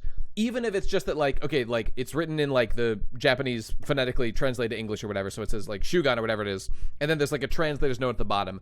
You're not supposed to have to look down to see where it's supposed to be right there when you read it, because you're supposed to speak Japanese when you read this series. That's who it's for, So I'm trying to do it no matter what. Yeah, I'm trying to do it in a professional way. I've worked on Yeah. official translations of stuff. I feel like that approach is infinitely better than like, do you remember Kaizoku fan subs Of where course. they wouldn't translate Nakama out, and then the whole fandom for years used Yeah. Nakama? They still, And, like- people still use it to this day. I mean, Yeah, like, all and like over the sometimes place. I'll use Nakama like mockingly, but like It's kind of caught there on are a ways little to bit. get away. There are ways to get around it. Like when Luffy's like, "You're my Nakama," like you're one of us. Like that's powerful. Like I feel like there are ways to, like creative editing, you can adapt it to your target language without. I think people get attached to the Japanese because they feel like they're part of a clique. They feel like, oh, we know the lingo, we know the jargon of this Yeah, series. yeah. We know what this X, Y, or Z means. Go to speak And- directly to me in my head all the time while I'm sleeping and awake. And yes, that's what I. And while experience. that's charming, Oh, it's- I it's do want horrific. to make One Piece accessible. Well, any series I work on accessible for as many people as possible. Yeah.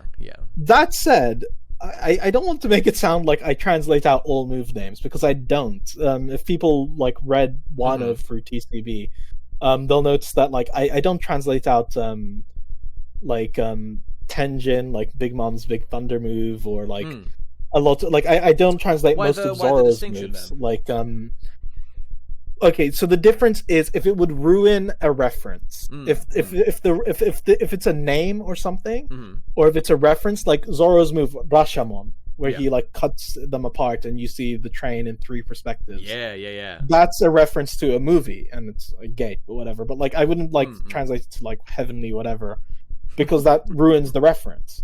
So whenever what's it's a interesting about that, reference though? to something, The American I audience won't translate it. I'm sorry. I was just gonna say the thing is that like practically speaking, like how many English-speaking readers are going to get that reference? You know, I mean, Very few. I agree with you that like I want to preserve that for sure. It's just interesting to consider, like considering your other concerns. I feel like they kind of would.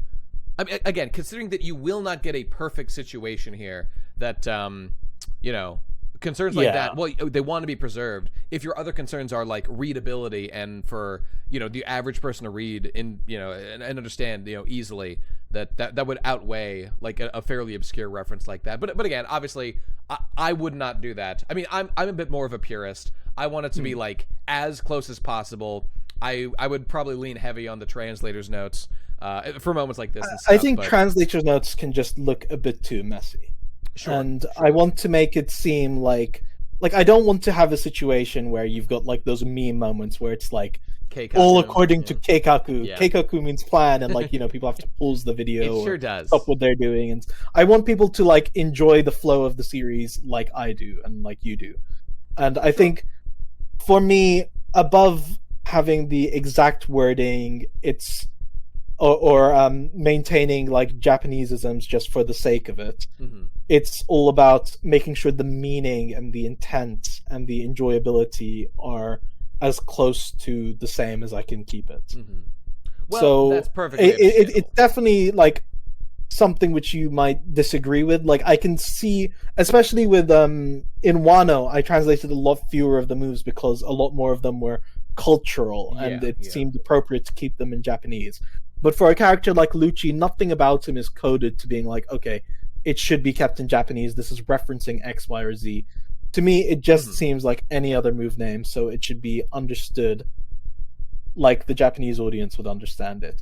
And I also kind of want to distance myself from the way less thought out fan projects have been, where like I showed you like that like where Luffy calls pudding a bitch and like like oh my god that really stands like, out. Yeah, and stuff like that, and stuff like the leaving things in raw Japanese when it's not when like you wouldn't do that professionally. Like that's where I draw the line. So I do think there's a level of interpretation to it. I do think that both are kind of valid, especially if you're doing a series with a lot more Japanese tones. Like I think it's more justified for something like Naruto, maybe, if you wanted to. Sure.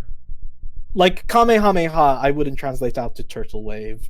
Of course, probably, because it's like there's a very like Eastern martial arts like influence to Dragon Ball, but like other techniques, I would I don't limit it. I do it on a case by case basis. So you might Sure, very sure. well be able to change my mind on one of these. You should translate Yuchi's attack names to Italian as the proud Italian coded man that he is. It just makes sense. Yes, yes. Okay, well let's move on here because we're just about done. Battle Axe got all fucked up by your boy Lucci. Blah, he's oofing big hard over here. All we had to do was cut the head off the snake. Now Seraphim, obey us. Okay, so Sentomaru was gonna control the Seraphim and tell them what to do, and then Lucci takes him out. So presumably he will not be able to tell them what to do anymore for some time. So Sentomaru jobs again. Shocking, truly. Who could have seen this coming? Job Lucci beats Sentomar Jobber, and who could have seen that coming? Okay, well, there you go. Sentomaru continues to do nothing, and he's here to be a parallel to Sabudi, where we've got Sentomaru, Kuma's coming, and Kizaru's coming. So now we'll get to see all three of them job. That's true. That's very exciting. Luffy will beat Kizaru down into a pulp. Obviously, it's going to be great. All right, well, so we're at the end of the chapter. I think we got pretty in depth on pretty much everything. I think not that much. The only left to thing say. I want to say about the last panel is the Japanese expression is let's destroy the command tower, but that's maybe a little less like. I mean, I guess it makes sense for English, but like cut the head off the snake is much more common. That's the idiom. I see. That's Okay. the idiom. So I do localize idioms like that because sometimes, like sometimes it does like click intuitively, but sometimes it doesn't. Yeah. If you were to have translated, let's cut the head off the tower, I would say I don't know what that means. Yeah, that exactly. is confusing. Okay, that's cool. Oh, well, isn't that fun? Okay, well, there you go, people. We've gone through the chapter with the perspective of a sort of translator / editor primarily, and that adds a real distinct flavor to the whole thing. That's that's just really cool. I like getting an outside perspective, or really more of an inside perspective from somebody who's like going line by line and analyzing what it is supposed to be, and I hope that it has been enjoyable for everybody to consume. But now it's time for the best part of the stream.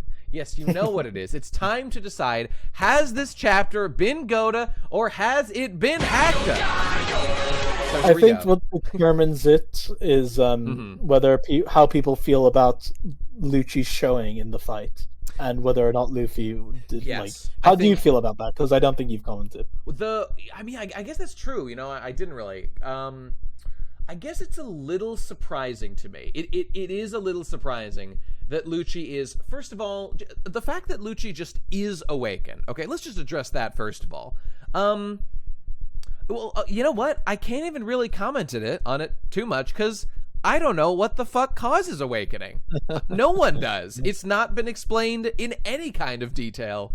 Is it when you're almost dead? But what about all those times that Luffy almost died and didn't awaken? Or, I mean, when Luffy beat up Lucci last time, why didn't he awaken then? Unless it's just like something else that is what awakens you. Your power level hits over 9,000, and then you can your Dorikis rise, and then you can. It's kind of confusing. It's like Golden Frieza in Dragon Ball, where like he trains for once in his life and he comes back stronger than everyone. It's something like that. Except we know that Lucci was a very hardworking young man, and he was pushing the limits. But okay, so I mean that's a little kind of strange to me. It's a spiritual. It's like it raises the specter of like, why the fuck wasn't Kaido awakened? I need an explanation, and I need it now, Hakta. All right, But does that apply to this chapter? Yes, it does, because this chapter it does introduce another awakened dude, which I just think naturally, obviously, your mind is gonna go. I'm not even joking. I think that the mind goes back to Kaido instantly when you see this, and it's like, what's going on here, Chief? I'm just not totally following what's involved here. Or, I mean, considering that Lucci is now awakened, and we must assume that he wasn't before. What about all the other Zoans we've... Okay, is Sengoku awakened? He should probably be awakened. He's a very powerful guy. What about... I don't know. Fucking other people, too. I don't know.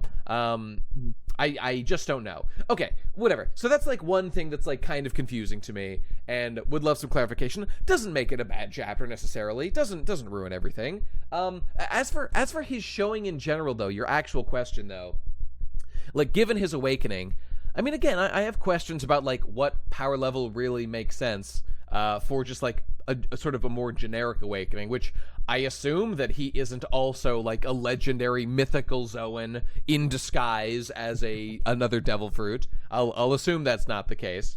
To be fair, Luffy is like sleeping at certain points of this fight. Well, but it's not like, I mean, that would just be the effect of his power. He's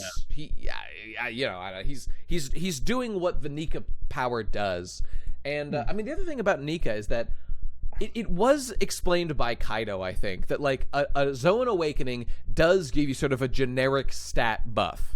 It does just make you stronger, aside from like whatever other power ups you get. I believe that was clarified, and so like Luffy not being able to take down Lucci like instantly is not like shocking to me or anything. I mean, Luffy did so much shit after beating up Lucci in Eni's lobby. He took on, Moria. He fought like people at Marineford. It wasn't that amazing in his showing, but he did do that too.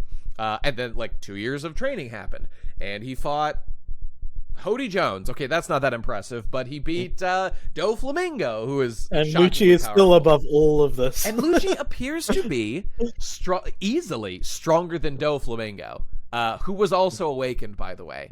Although, if Luffy encountered Doflamingo, you don't think he would go straight into Gear 5th just to like test it out? Well, no, I mean, at this point, I think that he would. If he was fighting a guy like Doflamingo, like in a serious fight type situation where it's like, oh, he's coming to kill me now, I got to defend myself, which is what's going on with Lucci here. I mean, I don't think that it's like I have no problem really with Luffy going like Gear 5th to fight Lucci or anything.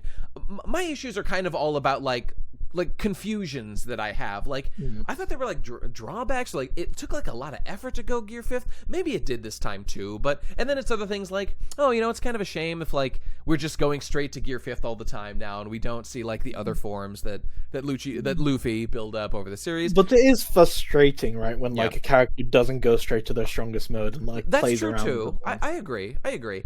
In this case, I don't really have a problem with it because we kind of just cut back and like Lucci is already in his like awakened form, and Luffy's fighting him like at an equal power level. The anime has like 5 episodes of fight between that cutaway and there. I mean, it could happen, and I mean, I think people have noted that like it kind of would have been nice to see more of the like build up to them fighting each other. And again, it does feel a little bit like we're really in like late stage One Piece now, where we're just getting to like the particular plot points that really matter and not spending a lot of time to kind of ease our way into things. And we got exposition, little bit of the fight, exposition on top of the fight, exposition surrounding every fight and crowding in the panels, which is a little hacked up for me.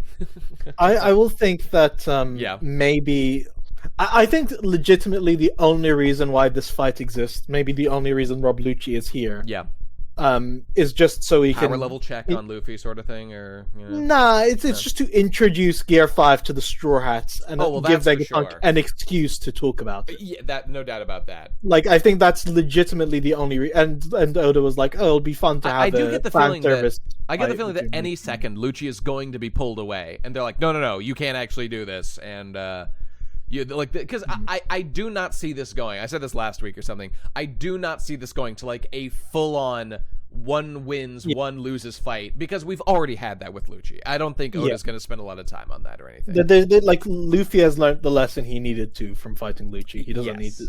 Indeed.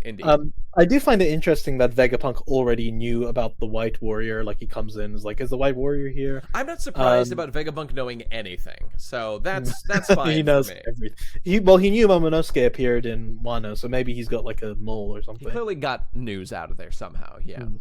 Maybe Rokugyu like filed a report, and he is still in the Marines at this point. So maybe for me, I'm perfectly happy with this fight, assuming that now that Sentomaru's been hurt, and obviously Atlas was hurt earlier. Luffy stops clowning around and takes it very seriously, especially with the Seraphims dogging on him. Sure.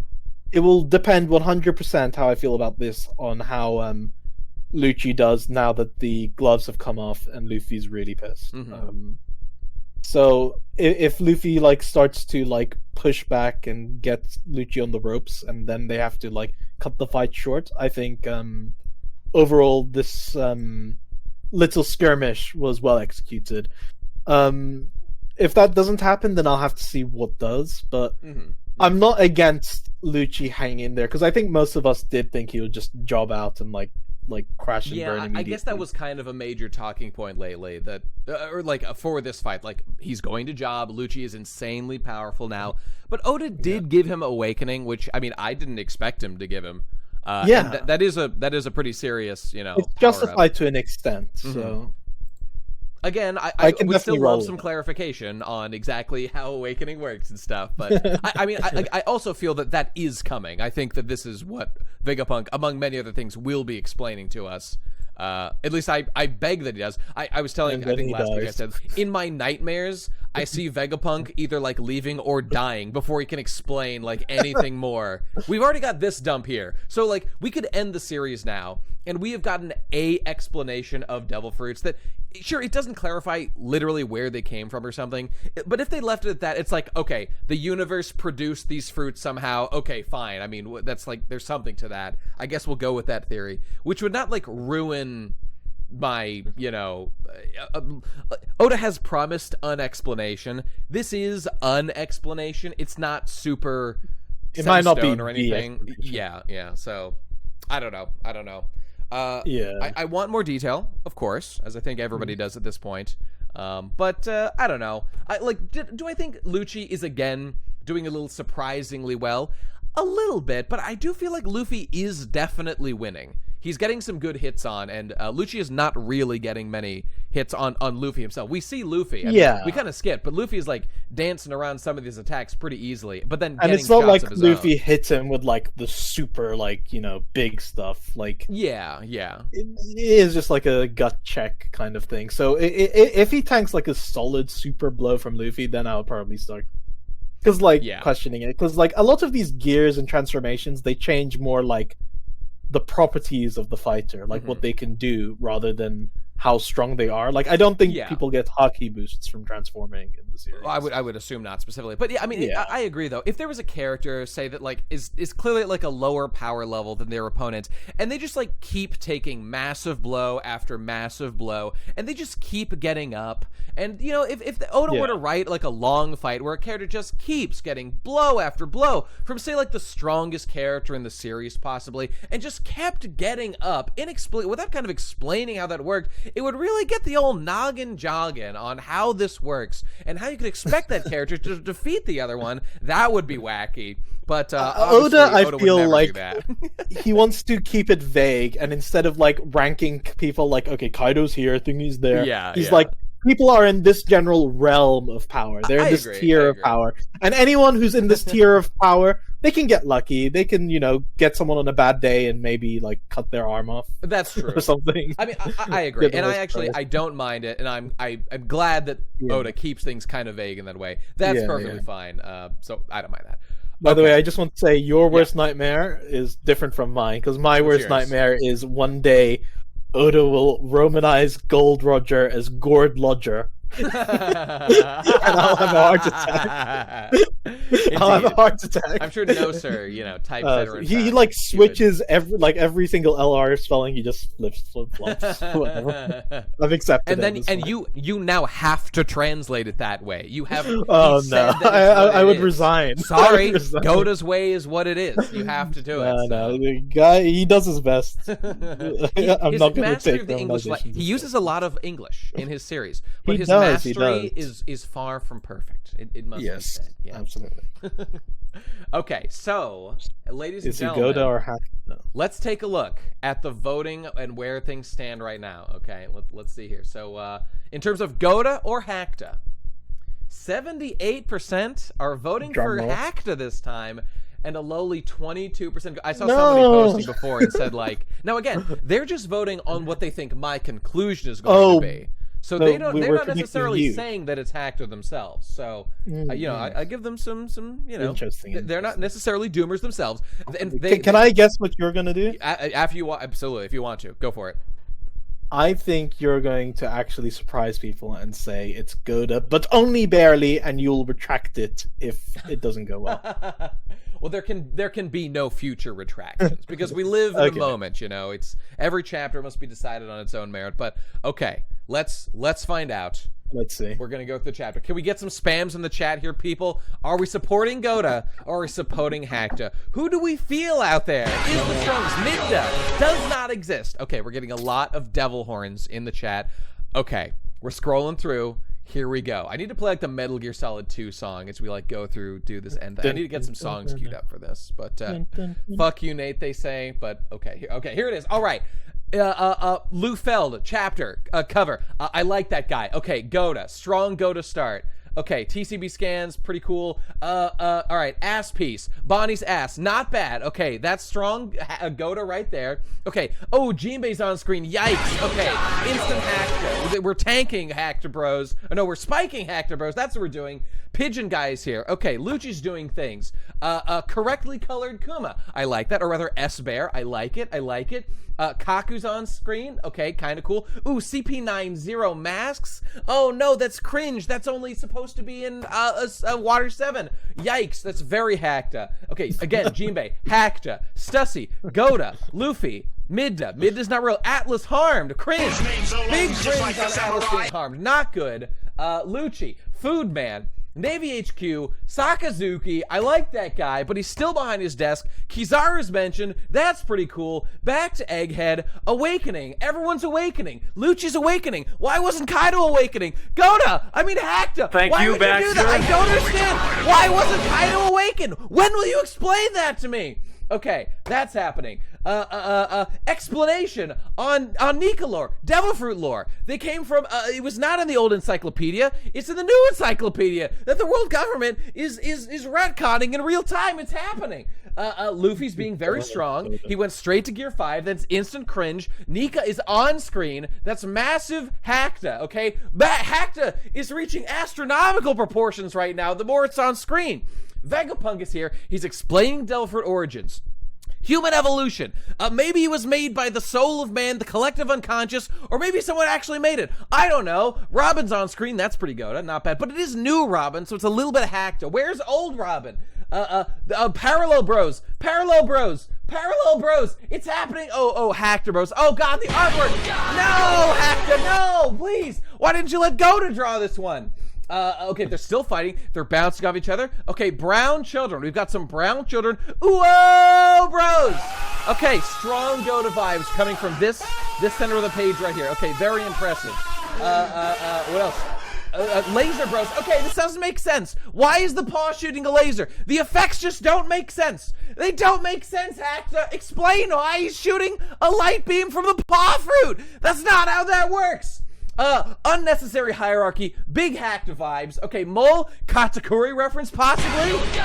Straight Goda right there, straight into my veins, I love it. Okay, but Lucci's beard is a lot of Hackta also. Okay, unfortunate, deeply unfortunate. More brown children. Okay, brown guys, Jinbei being a little sus. Lil sus Jinbei, okay, I'll allow it this time. Luffy and Centauro talking, handgun, poorly translated by TCB. That's massive Hackta right there. How could Oda tell TCB to translate it this way? I wouldn't have written real life that way. How could Hackta do this to me? I agree. And shame in conclusion, shame on all of you. In conclusion, so it sounds like you liked it. It sounds like I loved it. Okay. In conclusion, Hackta wins! That's a Hackta champion! Come on, baby! You knew with that much Nika on screen, with that much Gear 5, there could be no other option! It was obviously Hackta since Chapter 1! And This was Hackta wrote it fixed. that way since Chapter 0! Fixed. This was fixed. The fix was in from the start. The fix was in. Congratulations, all Hackta voters, on your Easy Solid money! epic Goda voters. I was a Goda voter myself. That's what I Yeah, thought. I mean, of course you were naturally. I'm so sorry, Goda voters. It was just not your week. It was just not your week. But King Legs over here Next time. is a millionaire now. Nate, you fucking asshole! I've lost like a month straight. I'm so sorry. The rich get richer. What did they get? They get more Buckaroo bits. They make some return on Buckaroo investment. That I don't know. That's like the name of the channel points. I don't know. This is what your they mean. economy. It's the private little BGE economy here on the stream. You win Buckaroo bits. Yes, that's what they are. But there's a surprise second vote. What am I gonna say? Oh, what's he gonna? Okay, what do you give it, Feeso? Is it Goda or is it Hacked? I would say Goda, but I it is understand that. provisional on what happens next week. But I would say Goda. I I'm really can't go digging- for provisional stuff though. I'm really digging the way Egghead is going. Egghead has a It's- lot of positives about it. I mean, Yeah, as it's very a, breezy as a compared to refreshing, Wano. breezy like answer to Wano. Holy shit! And am we I have glad that we're- interactions back. We have interactions between the crew. Thank God. I for just that. hope Zoro and Zoro Yeah. and Brook do something, like they encounter Kizaru or something. That would be great. Anything. That would be. I would love them to do Like something. that's probably what I really want from this. But like, yeah, overall, I'm really enjoying it. I'm looking forward to where it goes. Yeah, but... Frankie's arc, right, guys? Okay, I've been Frankie's saying this. arc. I'm going to continue to say this. I know people think that it's Frankie's arc. I hate to tell you, Oda doesn't care about Frankie enough to give him his own arc. I'm sorry. It's just what it is. Nate, get to the gym. Bro, I blasted chest today, you motherfucker. Today. Don't tell me to get to the Probably gym. more Frankie's arc than Wano was Zoro's arc. Zoro was... Wano was so not Zoro's arc. It's kind of crazy thinking back on it. I feel like a lot of the Zoro stuff ended up on the cutting room floor. Yeah, like he did not visit Ryuma's grave. Bro, what? Flashback. Are you We'll get a kidding me? flashback. Yeah, we'll get in a flashback. Great. Oda doesn't have time for that. He's not going to fit that shit in. Or maybe he will. I don't know. But We'll see. I've said this before, but like, if he does a flashback, why the fuck didn't you just put it in the fucking arc? I won't Well, that's what I understand that. thought when they were like, we had gotten away from Yamato, and then we go and Wano, and like we cut back to, oh yeah, this is why Yamato really didn't leave.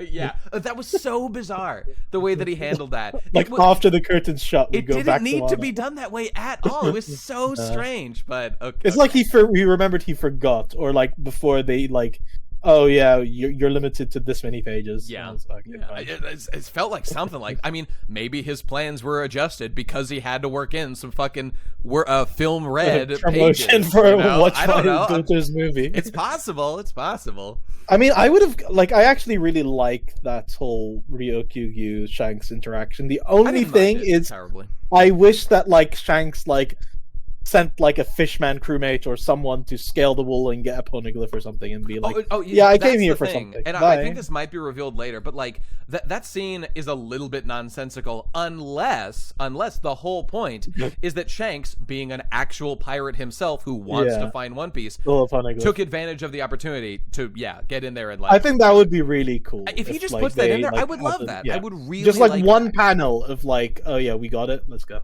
Yeah. In fact, if he had put it in there, I would have liked that even more. But see, that's the thing. I know a lot of people. They're like, "Oh, Oda will explain it later." Okay, that's fine. And maybe Shanks already knows all the clues, but then why isn't he gone? What's he doing? Is he the guardian of One Piece? What's Yeah, he doing? that's we the don't- question. We'll I mean, never know. We don't know. We'll Is find he out one of evil? these days, I guess. Just another decade of waiting, and then maybe we'll know. But yeah, I don't know. I mean, some people say this Oda is all about numbers. He wants to hit certain chapters. You know, I haven't like studied the numerology in depth. I've never totally gone in for this thing that like Oda likes to hit big chapter marks. I don't agree. Like a little bit he does, but I don't really think it's that. Like I think strong of maybe a he'll force. like, okay, I'll try and get it to the closest number 50 I can, but if I can't, I won't. You Well, know, I mean, if sweat. you think about that, I mean, let's say that he did that even one time for like a 50 mark. I mean, even a difference of like 2 chapters could make a It's huge huge. difference Yeah. for like pacing and stuff. So anyway, 50 chapters, Jesus, that's I a know year's he worth was, of writing. he was like forced to get to chapter 100, forced to get that to be like, okay, the end of Yeah. the East Blue, start of the Grand Line. That was he clearly wants to put in more intentional. stuff. Although chapter It was- 100 it was was- great, so Yeah, that it was worked the out. hype to get to 100, get to the Grand Line by 100, and Mm-hmm. also the anime was coming up. so he had to cut a lot of stuff from And lockdown. Clyde, I don't think you're wrong. I think that there is a pattern there where he does go for it. I just don't think that it like dictates as much as some people think. That's all I think about I think it. he'll be flexible with it if he feels he has to. I mean, I would hope so. I would hope so. Yeah, I would hope so. But like then again, like the Shanks thing as it stands, it does kind of Little feel bit like out a of nowhere. promotion for Film Yeah. Red. I am here to promote Film Red. Watch my It's like daughter's I'm concert. here to stop the war. I'm here for a much more important reason. Watch Film Red. Watch Film Red. Watch Film Red. Available now in a local cinema near you. Have you seen Film Red? I have not seen Film Red. No. I saw. Did you enjoy it? Was it a good film? It's okay. It's kind of like Yeah. a concert more than a movie. It's Exactly. got some really good animation.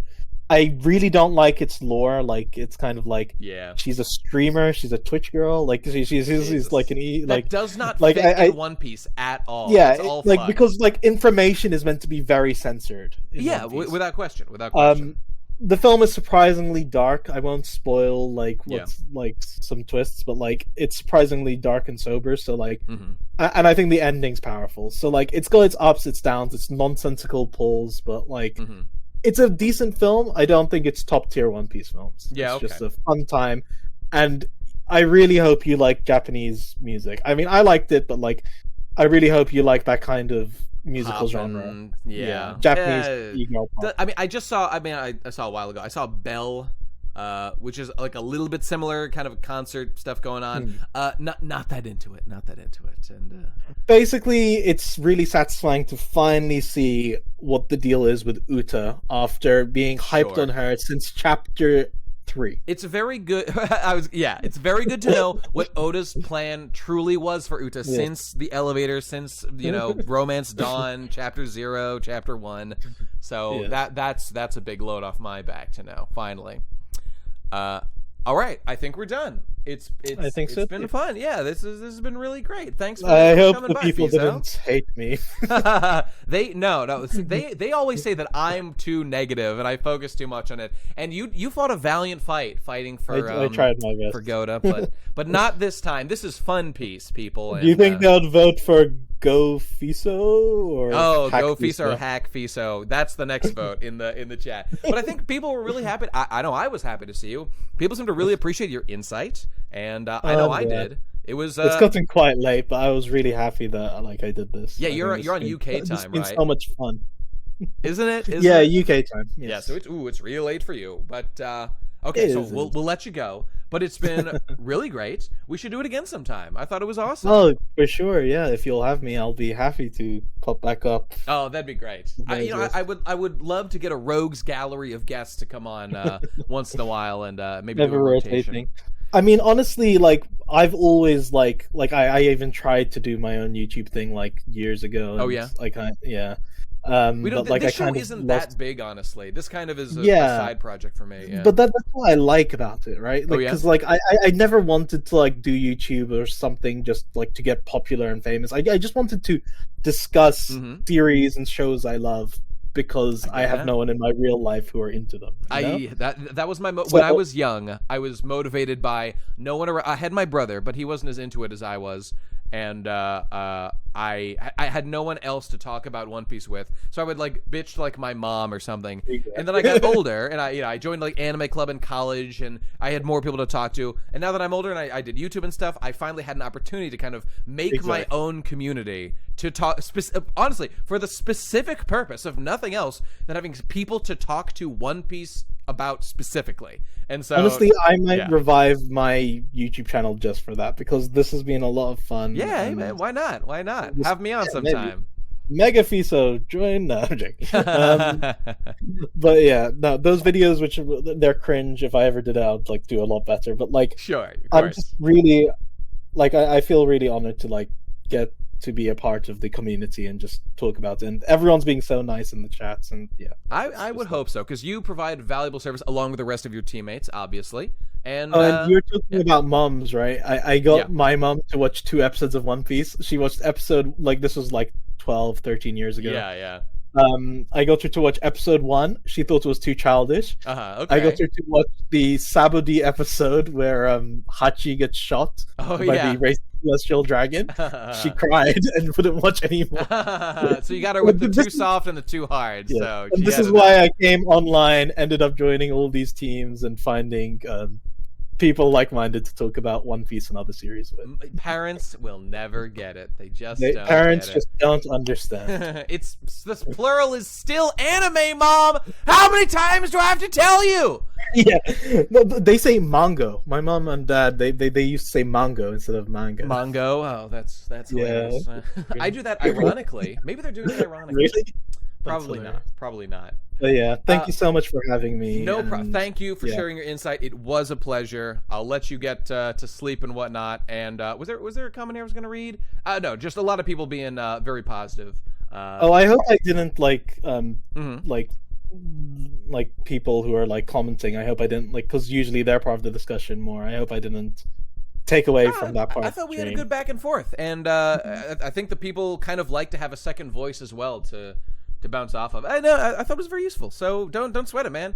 Had a great And also time. I don't know if you've been doing it, but the sound books. I don't know if you've been doing the Zolos and stuff. Oh, Like, I've been hitting it hard and heavy. I can't hear it. I can't hear it. So I used to have a system in place where I could have like people on Discord or whatever could hear the audio thing.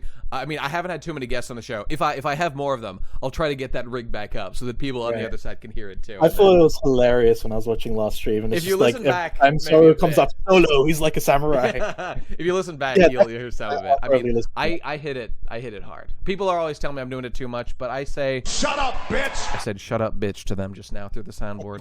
All right. Thank you again, Feeso. Thanks for all the hard work you do. We all appreciate it, no doubt. Thank you. It's been fun, man. Let's talk again soon. Thanks for stopping by, everybody. It's been talking pirates. And the other real reason for Hackda, break next week, and for like 2 weeks or something. So I don't know exactly when it's coming back. In fact, maybe I should check the chart. Let me see. One Piece. Was there like a thing where they're skipping like 2 weeks? Do you know offhand? Chapter. Oh, he might have already left. Okay, well that's all right. We'll find out for ourselves. One Piece chapter schedule 2022. Okay, here we go. I think this is up to date. All right, Feeso has dipped. So 1069. Okay, according to our magic chart here, which is glitching out on me. Okay, whatever. It's telling me that there is none next week, but that there is one the week after. I might be away for that because traveling for the holidays and stuff. Oh yeah, that's Christmas Eve. I am still here, by the way. It's the Oh, you are. It's the New Year ending break. Right. Okay. I may not be available for that, so people, you might not hear it from me on this show till next year. But join the Discord, down below. Follow the Twitter. I'll make some announcements just to let people know what the show's going. Because I'm also on break this whole month. The only work I'm doing, I'm taking a break on my BGE stuff on the Patreon, and I'm just doing Talking Pirates because I've got other stuff I got to handle this month.